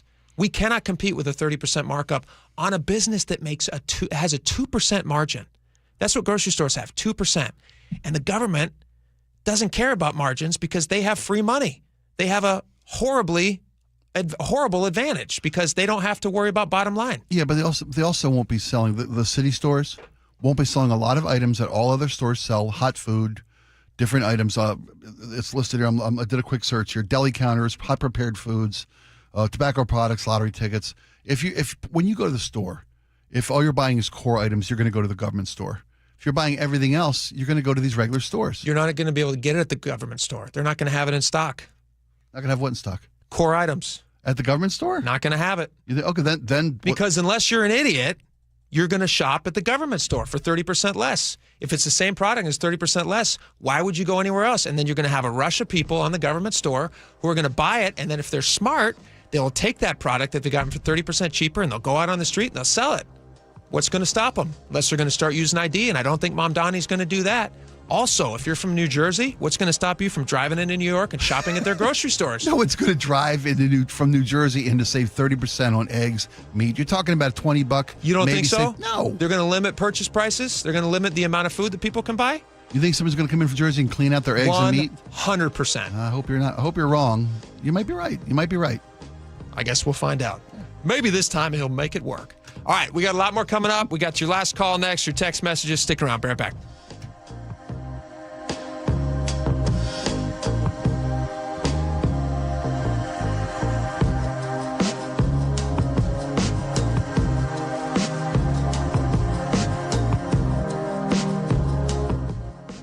Dear Ursula, I have a group of friends who have bonded over... Hi, I'm Ursula Voitin from the G and Ursula Show, and I'm launching a new podcast called Ask Ursula. This is your space. Real life, real questions, whether it's about family, friendships, love, and yes, even the fun stuff like travel and finding your signature scent. Hit me up and ask your questions at mynorthwest.com/Ursula. I look forward to connecting with you. At mynorthwest.com and the G and Ursula YouTube channel.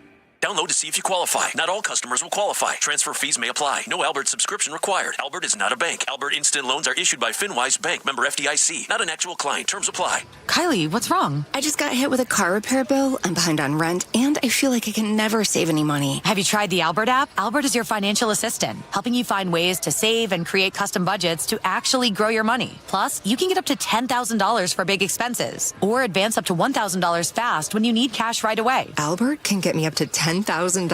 Exactly. Albert spots you in a pinch and helps you grow your money in the long run. I'm downloading Albert right now. Download the Albert app and use promo code MULTIPLY to borrow up to $10,000 for whatever you need. The Albert app helps you budget better and save more money so you reach your financial goals faster. Download the Albert app right now and use promo code MULTIPLY to borrow up to $10,000. Use code MULTIPLY to borrow up to $10,000. The IRS finally caught up with Louie. I hadn't paid my taxes in 8 years. I owe the IRS a lot of money. Louie was in deep trouble. We're going to take your house, put a lien on your bank account, garnish your pay. They don't care. They're going to take your paycheck. Louie found out about Optima Tax Relief, the leading tax resolution firm. A+ rated by the Better Business Bureau, they've resolved over $3 billion for their clients. Optima Tax, they help me. They calm me down. They make me feel comfortable, and I trust them. Louie has a lot to be thankful for. I don't owe the IRS anymore, and I'm able to live a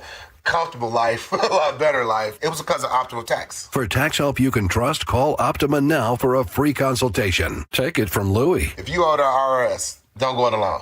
Give Optima Tax a call. They can help you. Call 800-343-6460. 800-343-6460. 800-343-6460. Optima Tax Relief. Testimonial from an actual client. Some restrictions apply. For complete details, please visit OptimaTaxRelief.com. All right, I'm very excited to be speaking with Phil Mitchell. He is a new advertiser on the show. He owns Sunset Auto Family. Phil, welcome. Thanks, Jake. I want to talk about something that I cannot stress enough, how valuable this is for anybody who's looking for a car. You guys do oil changes for life. What does that mean? Well, basically, it means if you buy a car that qualifies for oil changes for life, we're going to give you 5 oil changes a year. And they're about $150 now. You know, oil goes up and down, but guess what? We're going to change the oil for as long as you own that vehicle on us. Like you're saying, oil changes are $150. They're even more if you're driving a diesel. And so you hold on to a vehicle for 10 years, that's like $10,000. Oh, it can be even more than that. We've got a guy that's been changing his oil since 1985. He's gotten more oil changes than the car cost, and we're still changing it for him because that's what we do. We're your lifetime dealer. And this is what people are going to get at Sunset Auto Family. That's right. Great service for as long as you own the vehicle. Oil changes for life. Only at Sunset Kia in Auburn, Sunset Ford, and Sunset Chevrolet in Sumner. You just get more at Sunset, and people do like that. Now is your time to get into a new D.R. Horton home by taking advantage of its National Red Tag Sales Event, going on right now through Sunday, August 2nd. Stop by any of its participating communities and find select Red Tag homes at incredible pricing. So whether you're buying your first home or looking for an upgrade, you don't want to miss the Red Tag Sales Event, going on right now. Discover the D.R. Horton difference at drhorton.com. D.R. Horton, America's builder, an equal housing opportunity builder. John Curley here. When the AC starts acting up, don't assume you need a whole new system. Home Comfort Alliance, their approach is simple. Repair first, replace only if needed. Their techs diagnose the real problem because a simple fix can often get the cooling back up again and not cost you a full replacement. Need something new? Ask about a heat pump for year-round comfort. That's what we did at the barn. Get real pricing in 60 seconds at homecomfortalliance.com. Call the comfort people. homecomfortalliance.com. Hey, how's your money situation? Are you ready for retirement? Well, if you want to know what the pros are doing to make wealth multiply and retire like royalty, then you need to listen to this show, Sound Path Through Retirement, with Ben Koval and Matt Leibarger. Get your money right and tune in every weekend, Saturdays at 10 a.m. and noon on KIRO Newsradio 97.3 FM. The Mariners are kicking off 50-season celebration weekend with an alumni home run derby on August 7th, presented by Muckleshoot Casino Resort. Watch Ichiro and other former Mariners sluggers in an epic post-game competition. Get your tickets at mariners.com. Think O'Reilly Auto Parts for all your car care needs. Get the parts and service you need fast from the professional parts people at O'Reilly Auto Parts. Clutter happens. Let Closets by Design save the day. For a limited time, get 40% off plus an additional 15% off and 18 months 0% financing on approved credit if paid in full. Go to closetsbydesign.com or call 1-800-BY-DESIGN. KIRO News Radio is giving you a shot at 4 tickets to see the Seahawks in their preseason home opener, Saturday, August 15th. To enter, open the KIRO News Radio app or visit mynorthwest.com/win for details. You can enter once per day, so the more you enter, the better your chances. Enter daily from July 28th through August 3rd. Full details and rules at mynorthwest.com/win. That's mynorthwest.com/win.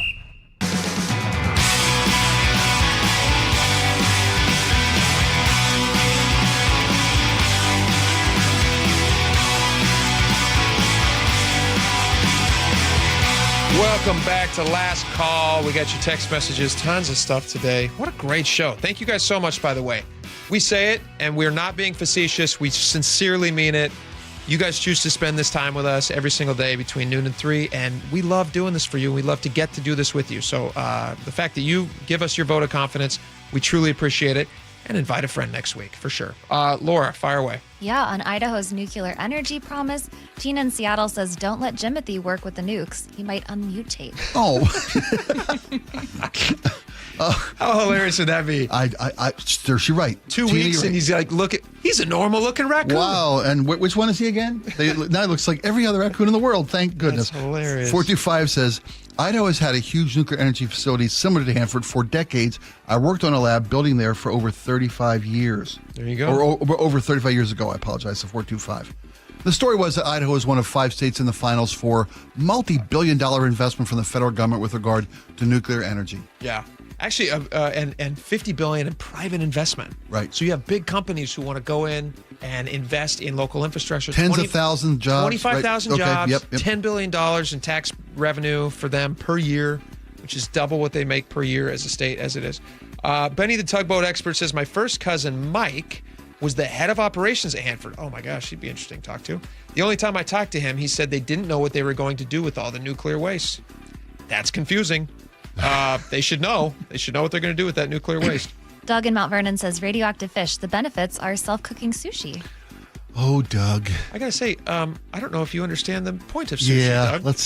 Doug. Maybe like a sear, you know? Self-cooking sushi? Like a seared salmon. Seared ahi is not we love you, Doug. Now I'm going to order from DoorDash again, you guys. Green energy, Brian in Marysville says, Washington State operates dams that are green, and Washington has some of the cheapest energy. It's true. Washington does have a lot of great cheap energy. Mm-hmm. Hydroelectric, babe. Okay, but are they going to continue having it? That's the question. That's a fight between the salmon industry and the energy industry. You're right. I hope that they keep it because we want that cheap energy. We love that sweet, sweet, cheap energy. Good. Somebody's going to answer our Sex and the City question.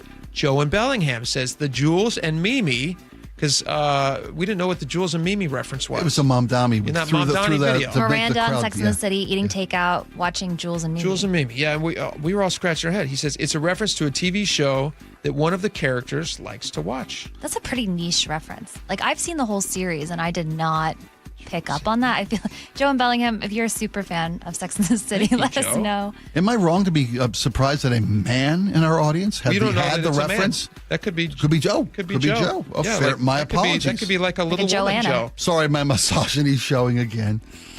On Mayor Wilson's press conference. Go ahead, buddy. Andy in Newcastle says, things people do when they are subjected to a witch hunt for 500.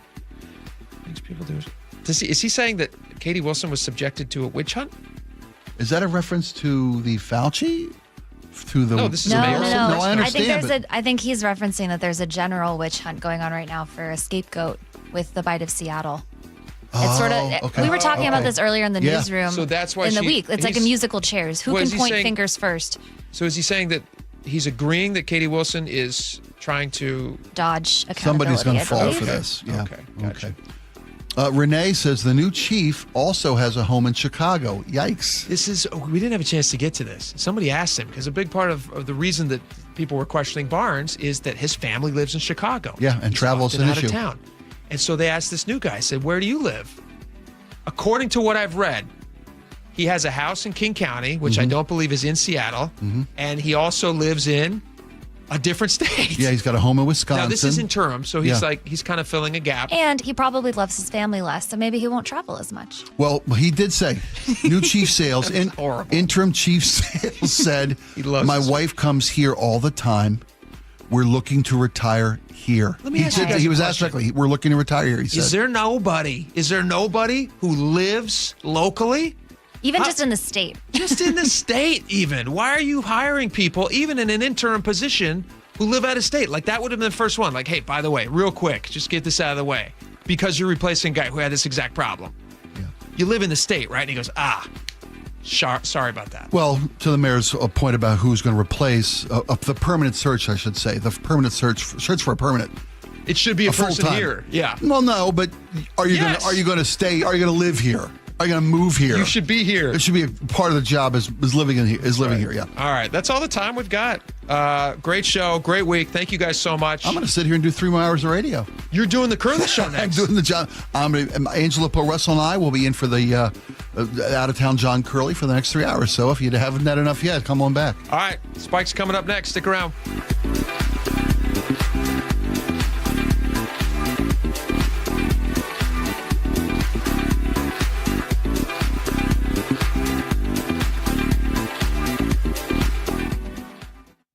KIRO News Radio, where you hear the John Curley Show, 3 to 7.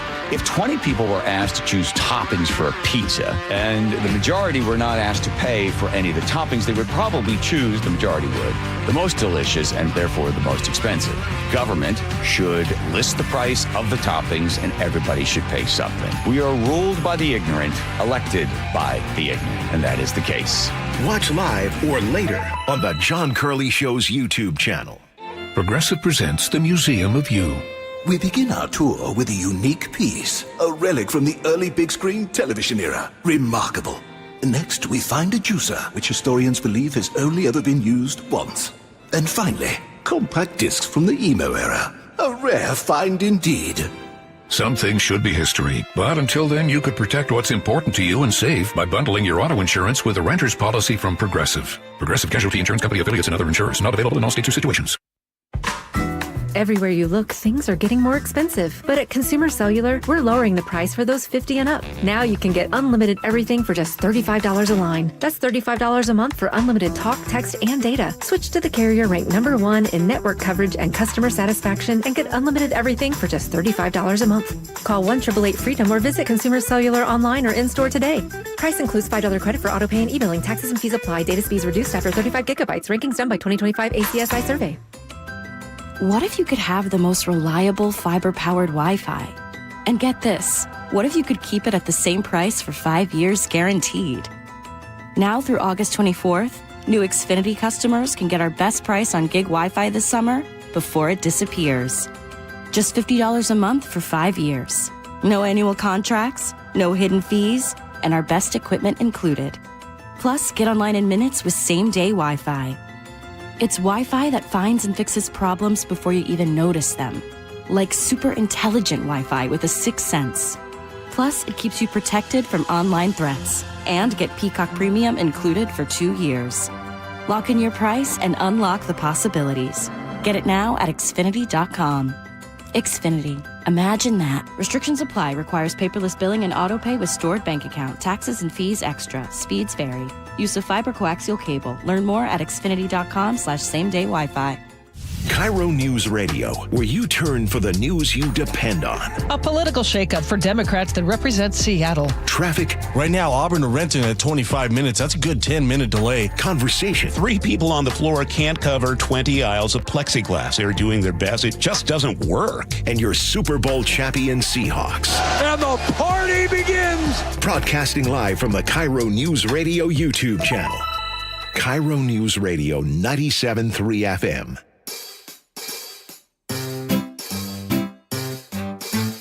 1-877 Cars for Kids. KARS Cars for Kids. 1-877 Cars for Kids. Donate your car today. 1-877 Cars for Kids. KARS Cars for Kids. 1-877 Cars for Kids. Donate your car today. Ready to get rid of that old car? Donate it to Cars for Kids. Call 877 Cars for Kids to speak to a friendly live agent. Donation is super easy, and your car can be picked up as soon as tomorrow. Go to carsforkids.org now or call 877 Cars for Kids to donate your car today. 1-877 Cars for Kids. KARS Cars for Kids. 1-877 Cars for Kids. Did you know you can donate real estate too? Go to carsforkids.org. That's cars with a K. Eric Johnson here. I spent the past 30 years working to help make our community better informed, better protected when it comes to consumer issues, and better equipped to take on whatever life throws at us. That's why I love the free Washington Accident book series from Davis Law Group. These books keep us better informed about the law, better able to protect ourselves on and off the road, and better off when all is said and done after an accident. Chris Davis didn't have to write these books. He did it because he saw a need. People who were in accidents or other legal situations didn't know what to do, what pictures to take, documents to request. Only a tiny fraction of the people who get these free books will ever become clients of Davis Law Group, but that's not the point. Chris wrote them because it was the right thing to do. The free Washington Accident book series is a must-have for drivers who want to be prepared for whatever the road might throw.